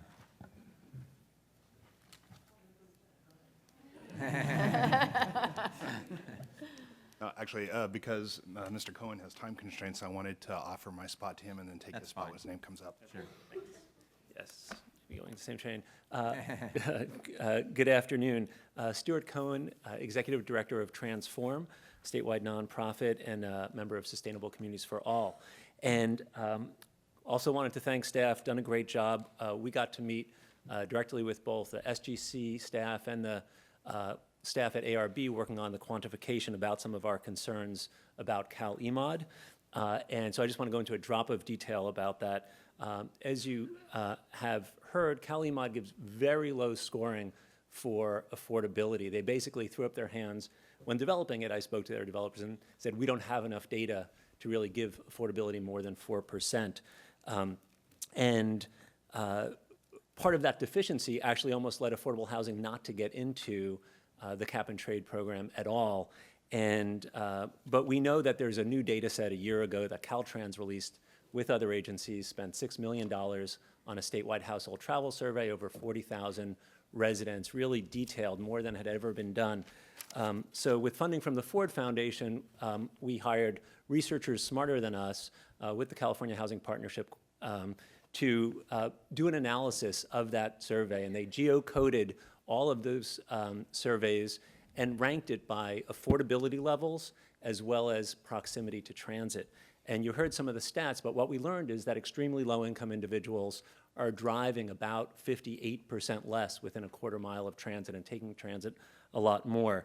So it was mentioned that CalEMOD has the latest data. That's false. We really think this needs to be fixed, preferably for this round. I did notice in the handouts on the back that step 4 in the CalEMOD calculations, they amend for the fact that CalEMOD does a bad job with densities and distance to business centers. So they actually gave out how to modify that in these instructions. I think we could probably do the same thing with this income data by working together and get, again, people smarter than me to figure this out. Finally, we continue to work with the Center for Neighborhood Technology and CHPC that did this analysis to create a new model for estimating VMT and trip generation that deals very well with income. And we've submitted it to SGC, we've submitted it to peer reviewers across the state, and it'll soon be submitted to a journal. So if we can't get a fix to CalEMOD, for the next round, we may have a better model. Thank you for that. I will underscore the need for peer review on this. It's very important. I understand. Okay, Chuck, you want to come on down? And Phoebe Seaton is next.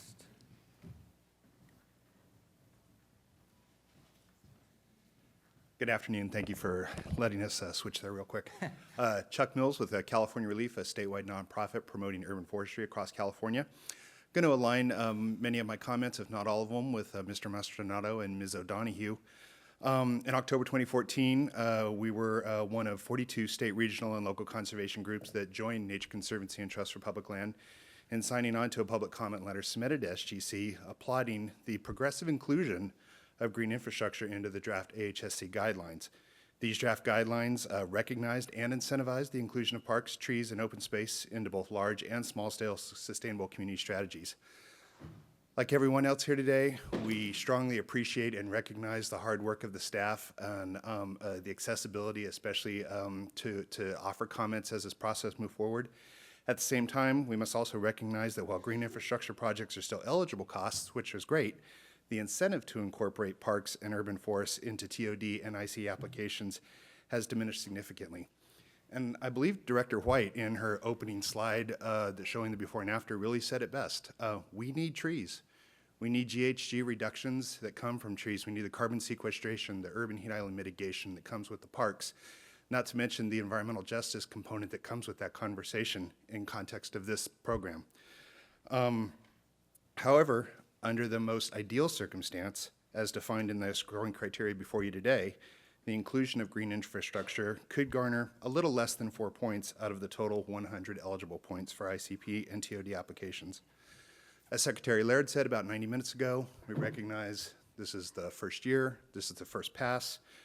We continue to support SGC as the appropriate administrator of these funds and hope to work with staff in future funding cycles to further evaluate the visibility and necessity for integrating parks and trees and open space into the projects that will be funded through the AHSC so that green infrastructure becomes a vital component for creating truly sustainable communities. Thank you. Thank you. Phoebe, followed by, it says David Zisser or Maribel and Zigwu. Thanks so much, Phoebe Seaton, Leadership Council for Justice and Accountability. I thought after the chairman stipulated that folks wanted more money, he'd also stipulate that we all appreciate your efforts. So following in line with everybody else, we appreciate your efforts. And thank you to staff especially for so much work on this. A couple concerns that wanted to bring up. One, respect to more rural communities. We are troubled by the continued requirement that there be a transit stop with certain peak time performance issues. The ICP states that its intention is to reduce vehicle miles traveled through shortened car trips and mode shift, including but not limited to transit. So we're puzzled why that is still a requirement and see that as an obstacle. We also, as are others, concerned that the GHG score, the proportion of points allocated to GHG will disadvantage sort of kind of attention to co-benefits, including affordability, but other co-benefits, and we would request a reallocation of points to highlight the importance of co-benefits. We're especially concerned about the lack of kind of clarity of how projects will have to benefit disadvantaged communities, especially given the importance of disadvantaged communities in this program as receiving at least 50% of the allocation. We think that there is no requirement still that any projects actually be located in disadvantaged communities, and the nexus between the project and the benefit is not sufficiently tight. We are, again, I think, would really like to see a robust review of the applications, would like that review to include review of the applications available to the public with scoring and scoring methodologies to ensure that we are looking at not only the GHG benefits, but also the co-benefits that are really, really important to the continued success of this project. And I believe that is it. Thanks so much. Thank you. So looks like Maribel, followed by Erica Whitcomb. Good afternoon. It's my pleasure to be here with you today. My name is Maribel Nzegu, and I am a staff attorney with Public Advocates, and I'm here speaking today for my colleague David Zisser, who's a member of the Sustainable Communities for All Coalition, our organization is. But we're also a member of the SB 535 Coalition and the Six Winds Coalition for Social Equity in the Bay Area, who have all banded together to support the Sustainable Communities for All Coalition and the comments submitted to you by Housing California and, by CHPC and Transform. So we want to thank you for all the work that has been done so far to operationalize the intent of our climate change legislation and ARB's SB 535 guidelines. And we request that more be done to ensure that the spirit of these legislations and guidelines is realized. We want to see more direct, meaningful, and assured benefits to disadvantaged communities, especially in the form of deeper affordability targeting. You know, as you know, it was an uphill battle to get affordable housing considered a GHG reduction strategy in the first place, and we need to see this program demonstrate the benefits that are possible when affordable housing is really considered a key component of a disadvantaged community's benefits, and as well as as GHG reductions. So in that vein, we have about 3 suggestions that we would like to make. We would first like to see that a minimum percentage of these funds will be dedicated to build homes for extremely low-income residents. As it is right now, there is no guarantee that even any percentage of these funds will go to extremely low-income housing. We know that housing for extremely low income is the most difficult to get funding for otherwise, and so we would like to see this program address that. Secondly, we would like to also see a higher than 20% minimum of affordable housing units be required for projects. This will help to meet the 50% target, as well as it will operate as an anti-displacement strategy, especially in low-income areas. When you build affordable housing, this helps people from the neighborhood stay in the neighborhood and helps prevent the deleterious effects of economic displacement. And thirdly, we would ask that you might consider shifting some points from the GHG formula to the affordability criteria. As I stated, affordability is in itself a GHG reduction strategy, and we're not sure that as it stands, the Cal-EMOD takes this into consideration. You know, because all affordable housing will be treated the same, even though housing targeted towards 30% of area median income would actually create greater GHG reductions, it's treated the same as 80% of AMI. And as my colleague stated, you know, these residents are the ones, they're transit's core ridership. So anything that we can do to support them in affordable housing near transit not only benefits them, reduces GHGs, but also bolsters our transit system. Thank you. Thank you. Okay, Erica Whitcomb, followed by Juliet Sims. Hi, I'm Erica Whitcomb with PolicyLink, and just wanted to first commend and thank the council and especially the staff for all the leadership and diligent work in the development of these guidelines and for all the opportunities to provide input. We submitted several coalition letters and really appreciate that opportunity. I want to echo comments made by Sarah Degia from California Pan-Ethnic Health Network and Phoebe with Leadership Council.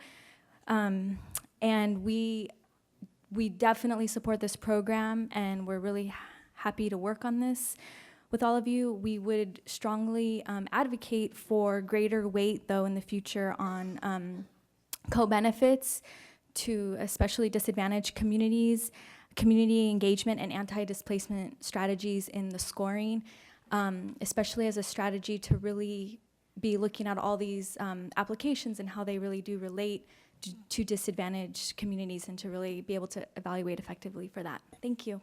Thank you. Juliet Sims, followed by Tom Collishaw. Good afternoon, council members. My name is Juliet Sims, and I represent Prevention Institute, a national nonprofit based in Oakland, California, that's dedicated to advancing community health and well-being and health equity. In addition to representing Prevention Institute, I represent Strategic Alliance, California's statewide network of healthy food and physical activity advocates, a coalition that since 2002 has really focused on strategies and policy approaches to creating healthy and equitable community environments that also support chronic disease prevention in California.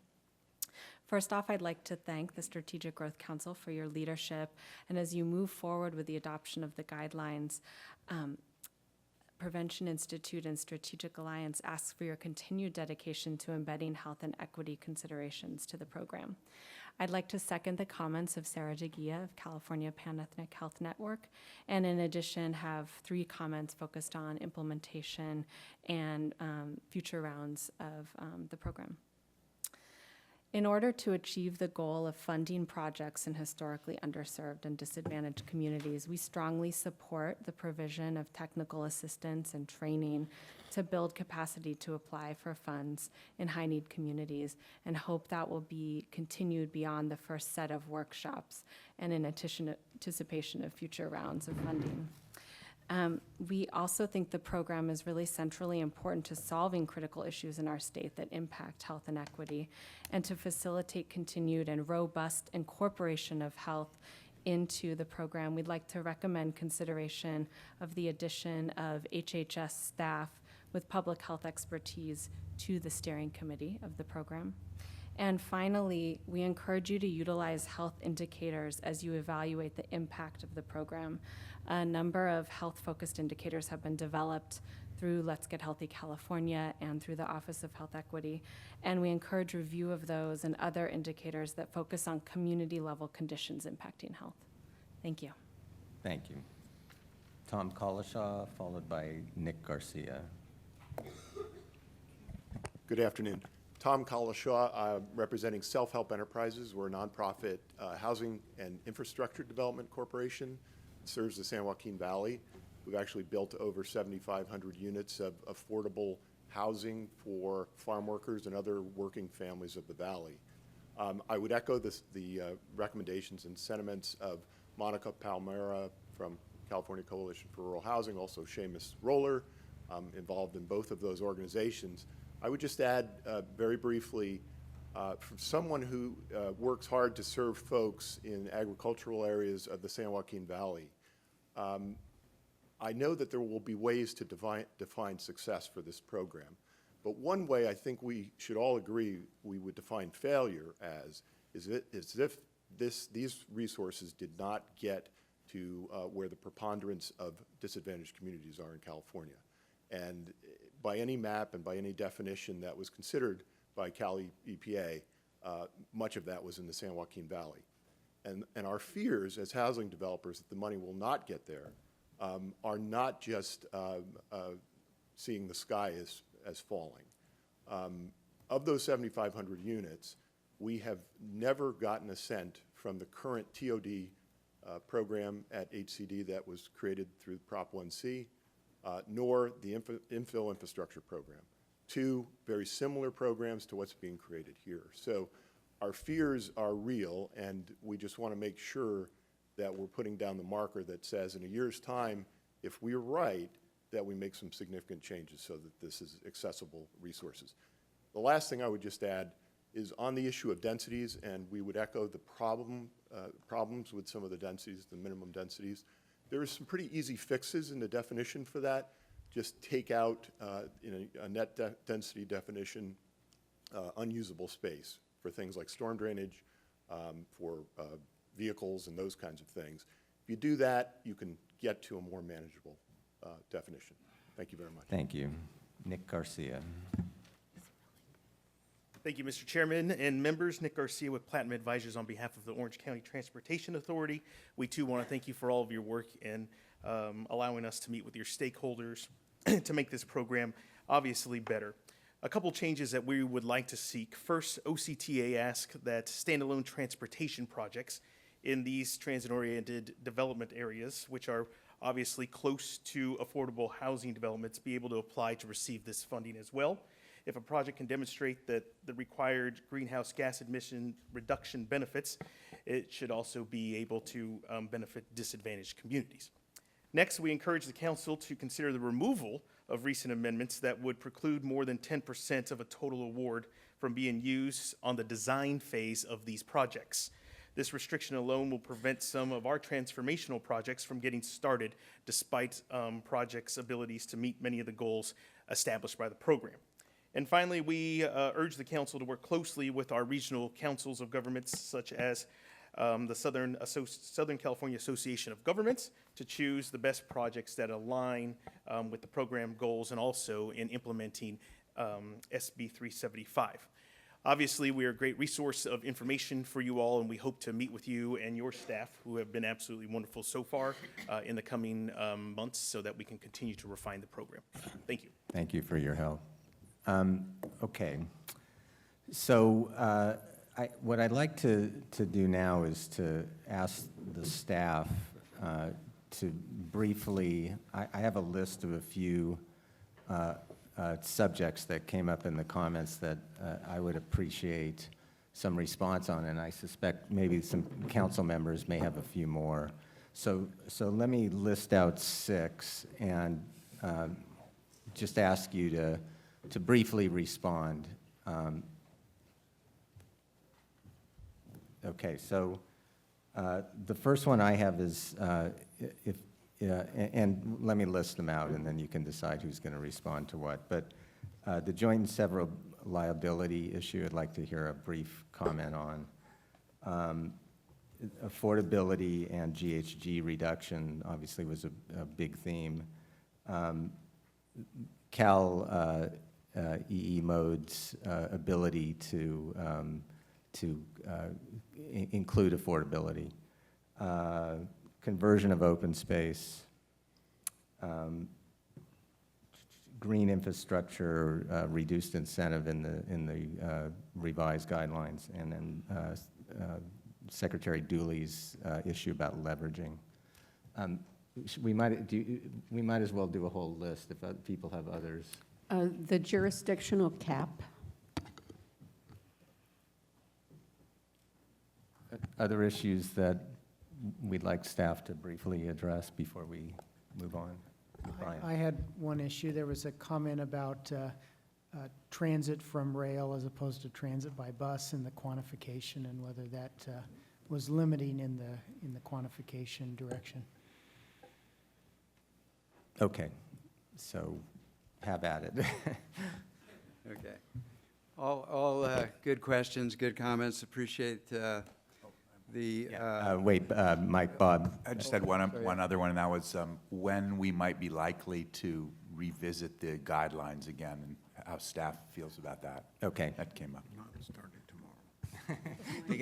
They get a day off, so maybe Friday. Yeah, thanks. I know it was recommended that we start tomorrow, but we still have to get the NOFA out, and I'm sure everybody wants us to do that too. So, but then we'll revisit the guidelines. I think I'll start with that, because that has been a commitment that all of you have made to one another, to me, to the public, ever since the program started.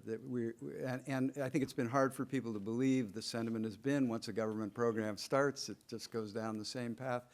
I certainly have not gotten that from any of you, that we're going to step back from the responsibility to revisit this. As soon as we start to get returns on it, we'll start to understand it, and you will want to discuss it and refine it. And the same is true with the modeling. We have commitments from CAPCOA, the author of the software, CalEMod, for both technological assistance and possibly even funding for the revisions that we might find necessary. So there is a commitment to move on both of those things. So just to follow up, though, on the timing, I mean, my sense is, and I think our expectation is, you're not going to wait for a year and then gather data, but this is an ongoing dialogue, and we know there are issues that we need to deal with. Is that a fair statement? It is. I think we will see signals on February the 19th when we see concept proposals. We'll see more on April the 15th when we see full proposals, and by the time we're meeting in April, we might have some preliminary things to talk about in terms of revisions, although we might want to wait till after awards for that also. But we're going to be thinking about it right on through that process. And we know that CalEMod is not perfect, and we're open to discussing soon how that might be. Yeah. Let me, since I'll probably answer that one.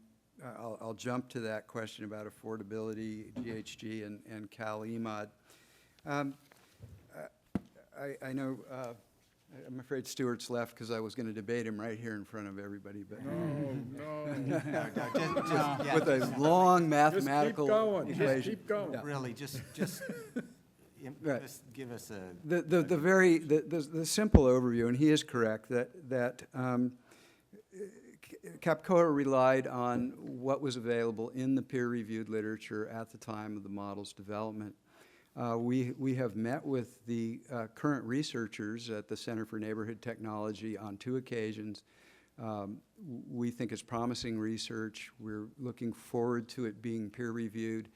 Once it's peer-reviewed, we look forward to it being considered by Capcoa as a valid new marker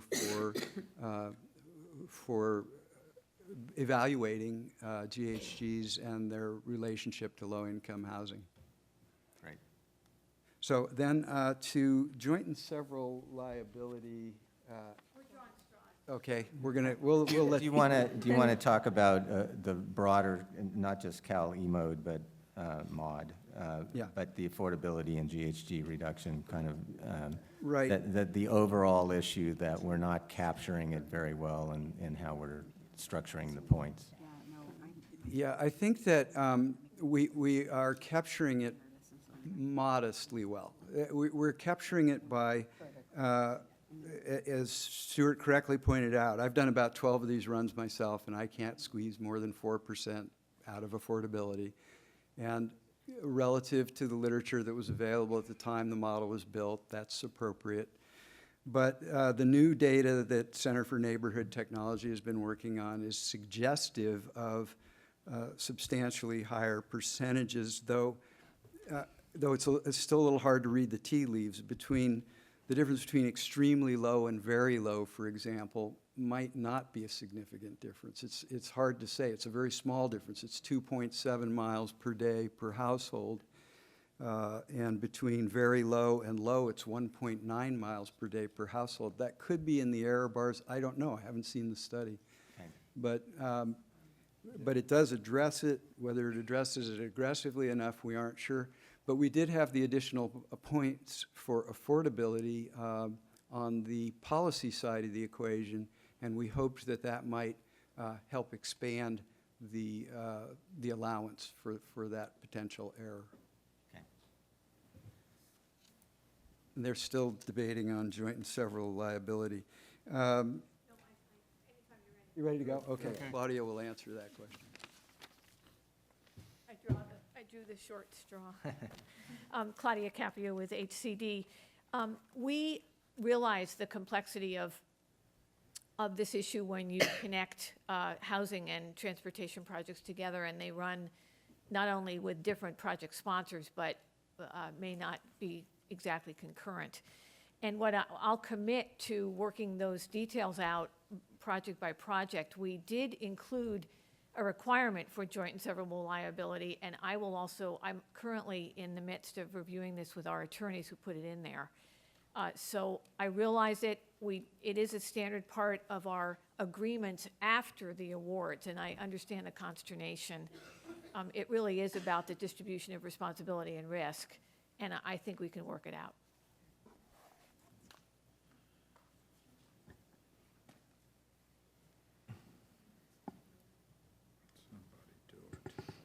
So on the question of leveraging, I'm not exactly sure what the question was. We do have leveraging in really in 2 different places in the guidelines. We're both in the threshold, the concept phase. We will winnow down the projects. We're hoping to only invite about 50 projects, as was accurately noted by Bill Higgins. We're only eventually going to be supporting a small number, somewhere between 13 and 25 projects, perhaps. And so, and we've seen what full applications look like. They can run 1,500 pages for these kinds of projects. So having more than 50 of these is not a great idea. So leveraging will be one of the deciding factors at the concept phase if the number of applications exceeds 50. We're going to start ratcheting down based on leveraging. And then again, we have leveraging as a point factor by percentage of leveraging in the criteria. Is that clear to everyone? Okay. And then on conversion of open space, actually, that's just an error on our part. We meant both agriculture and open space, so that's incorporated in that. Okay, so that's a change that we should capture in a motion. Yes, that would, we would appreciate. Well, you just said you meant it in there. Does that mean you think it's in there already, or do you think we have to capture it in a motion? It has to be in. Okay. It's an omission. No, thank you. Okay. And green infrastructure? Yeah, Allison actually is the person for that, so. Sorry, the setup has me all over the place today. Hi. With relation to green infrastructure, in the guidelines that we drafted in September, those had 17 different criteria. And what we looked at was how do we best incorporate some of the criteria that into other components of the guidelines document. In that discussion, we looked at the statutory requirements of SB 862. We looked at some of our larger picture goals and what we wanted to encourage. And in the conversations and in streamlining the guidelines, we took out green infrastructure and criteria associated with that and actually incorporated it more as an eligible cost, but as mentioned, took out some of the incentives through criteria and scoring. The other thing that you might want to actually, what we acknowledged, was that looking at green infrastructure as a category and in requiring green infrastructure, incentivizing it, requires a fairly complicated, a fairly complex set of requirements. As SGC staff have actually experienced and resources agency staff in implementing the urban greening program, the implementation of that and in support of green infrastructure is pretty complex.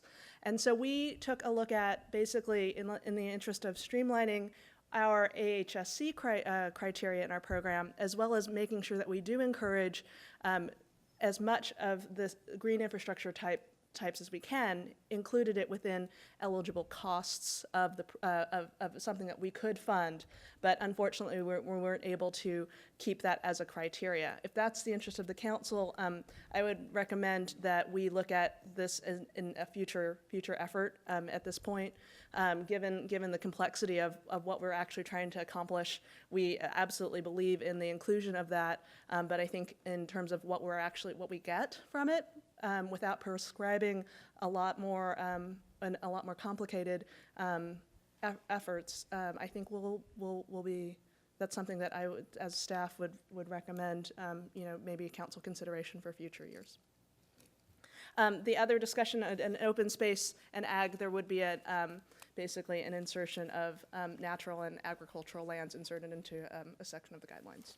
Okay, and then jurisdiction cap. The jurisdictional cap is Susan Riggs. So the initial intent, what you saw back in October, was there was a hard cap on the allocation to a particular jurisdiction of one project. We have revised that now to allow some flexibility in order to meet our targets, our set-asides for affordable housing in disadvantaged communities. And so we will, on a case-by-case basis, be looking to meet those targets by increasing the number within a particular jurisdiction. The idea generally in the October guidelines, however, was to try and create opportunities statewide, recognizing that disadvantaged communities, exist throughout the state, and that oftentimes some of the larger metropolitan regions are much more competitive and may squeeze out some of the smaller players. Okay. Any other staff comments or questions? There was the one final question that Brian Annis raised regarding transit GHG reductions from rail quantification, and Assistant Division Chief for Transportation and Toxics at ARB, Doug Ito, will answer that question. Hi, thank you. ARB was given the responsibility for developing the quantification methodologies for this program.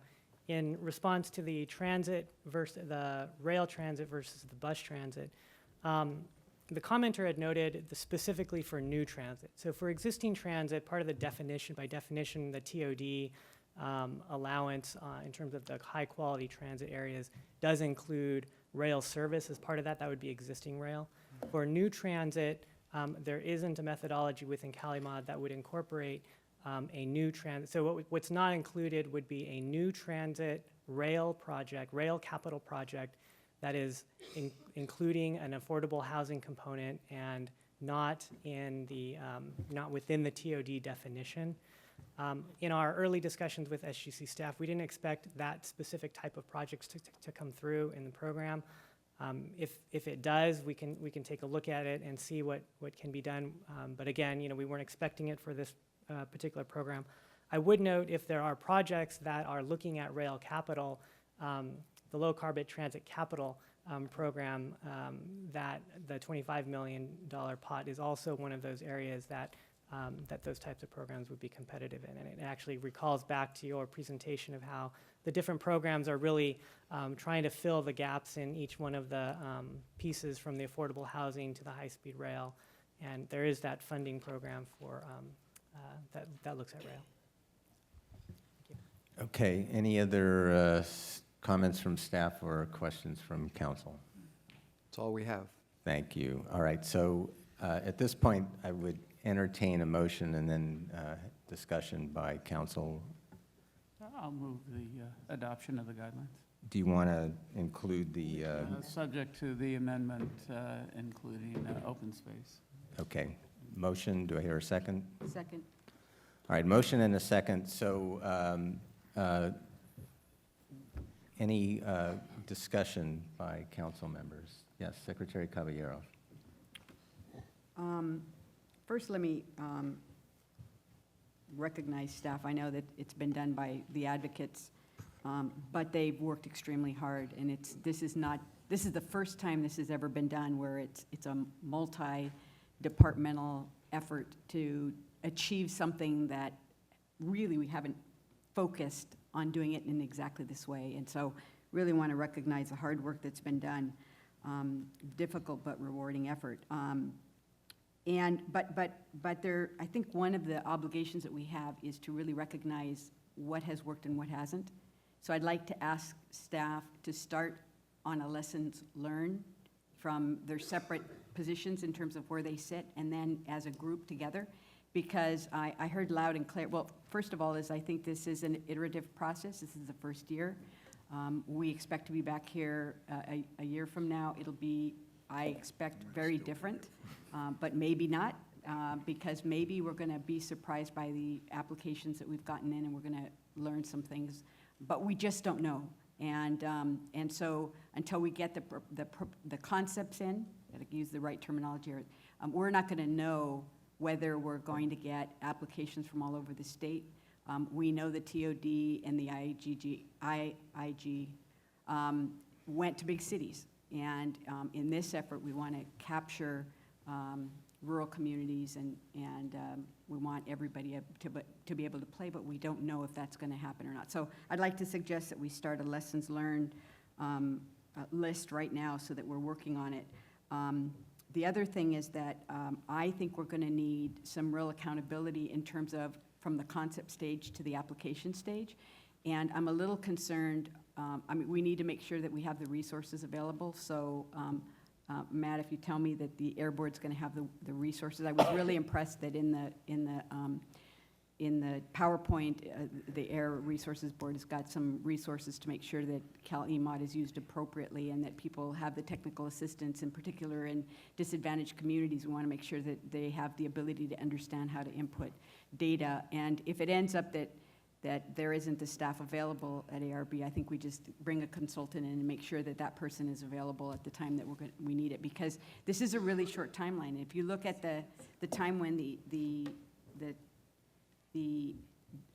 meetings are held, the technical advisory meetings and everything, and then when an application, the concept has to come in, and then the application, it's a really short period of time. And I don't want to find out halfway down the road that communities didn't get the resources they needed and that they were locked out, because that will not be, we won't be happy and we won't look good at that stage. So I want to make sure that we're doing a couple of things. One is making sure people are getting the information they need, and number two is that we're really starting a process real early to look at lessons learned, and it may be appropriate, and I'll just leave this as a suggestion, that we do a study session and really hear from the community, which are all of the people that came here today and have been participating so actively, how the process was and whether there are some changes we need to make as well. It's an intake kind of thing. We're not making any decisions. We're just getting feedback, because this is very ambitious, and if we can do this right, then the rest of the country can follow what we're doing. And so I want to make sure we're getting the information and we're not waiting a long time. And I heard people say tomorrow, but it really is, let's take notes right now on what we could have done better and how we would change things so that we're really trying to accomplish all of the goals. And Bob, I want to commend your questions in terms of, are we coordinating and does this work together? Internally, we've been having questions about that exact same thing. Do we want to be giving money to a county that on the one hand may be doing the right thing on one side, but on the other is doing mini ranchettes, and then is utilizing, taking up range land and ag land to do that? And we just need to coordinate so that we're really looking at a much broader picture than just, is this project a good project and will it reduce greenhouse gases? It's all the policies that go with everything else. So anyway, that's my recommendation. But I think we're at a good, I mean, I heard a lot of comments. The letters had some really good suggestions. And I really think that given how quickly we've had to work on this, that it's not perfect, but it's a good place to be in. Ms. Goldberg. Thank you very much. Well, I certainly support all of the comments that Secretary Caballero made. For me to move forward today and adopt the guidelines as is, and I think we are all interested in doing that and making certain that we get money out on the, get projects going as quickly as possible. For me, that really is conditional on a commitment that we will look carefully at all of these issues as we move forward and not wait until we get back projects and evaluate those projects. I think there are a lot of these issues that we can deal with, maybe not tomorrow, but soon. And I'm particularly interested in how we're going to do that, because while I am hugely impressed with what the staff has been able to accomplish in a short period of time with the outreach, and I am clearly impressed with the gathering of the steering committee and bringing together the expertise that made the decisions, and that many of the people at this table had input into that. As one of 3 public members, I'm struggling to figure out what my role is and how I can input this project. Because as a public member, I deal with the people who are actually going to be applying for these projects every day of my life, with cities, with MPOs, with housing developers. And the decision makers need to be able to defend the decision. I need to be able, whether I agree with it or not, I need to be able to explain it and defend it.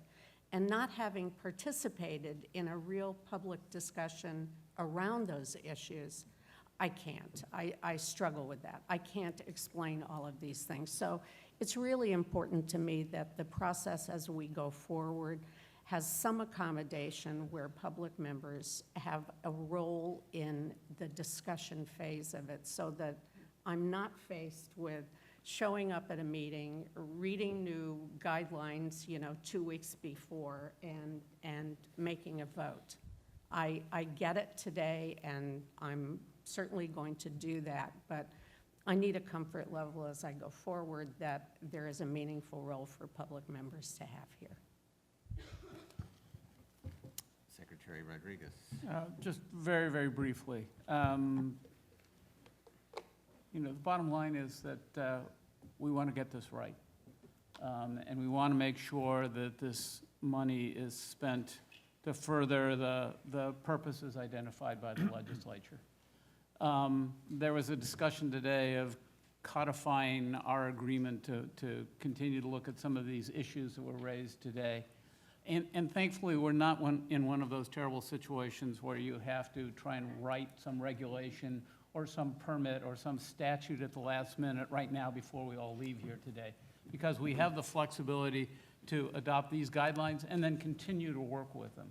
I think a number of very valid points have been raised today, and a number of issues have been raised that I don't want staff to work on them tomorrow, but we need to commit to look at these issues. I'm interested in the issue of densities and whether we should have different densities in rural areas.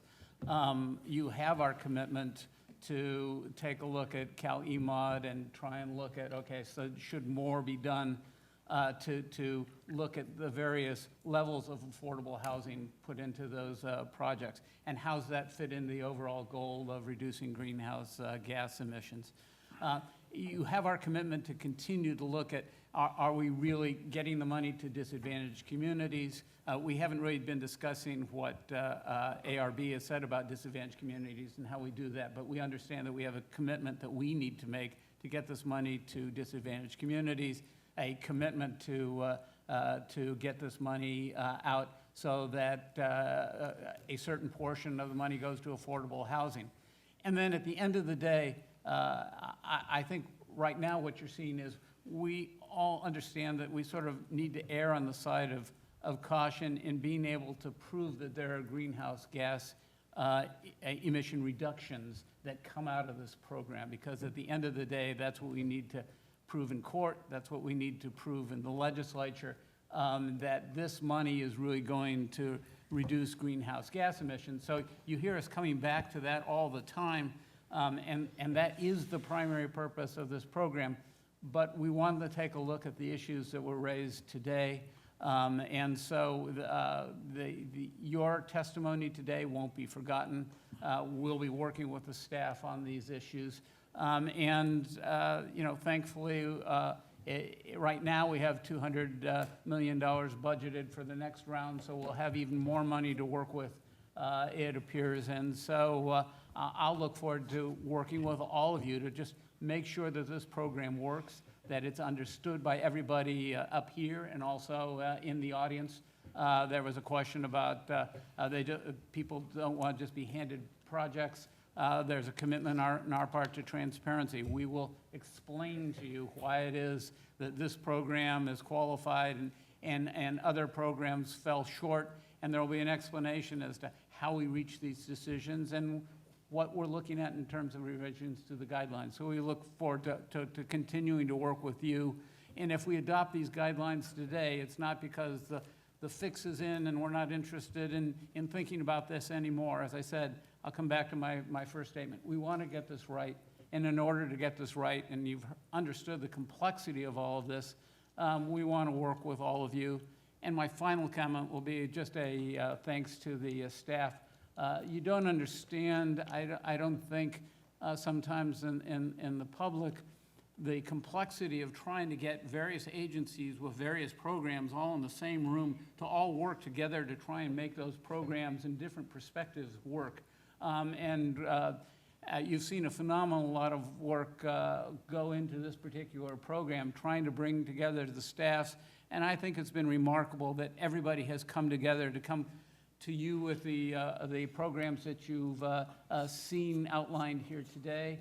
And our commitment is to continue to work with you and come up with the right solution. Okay, Brian Annis.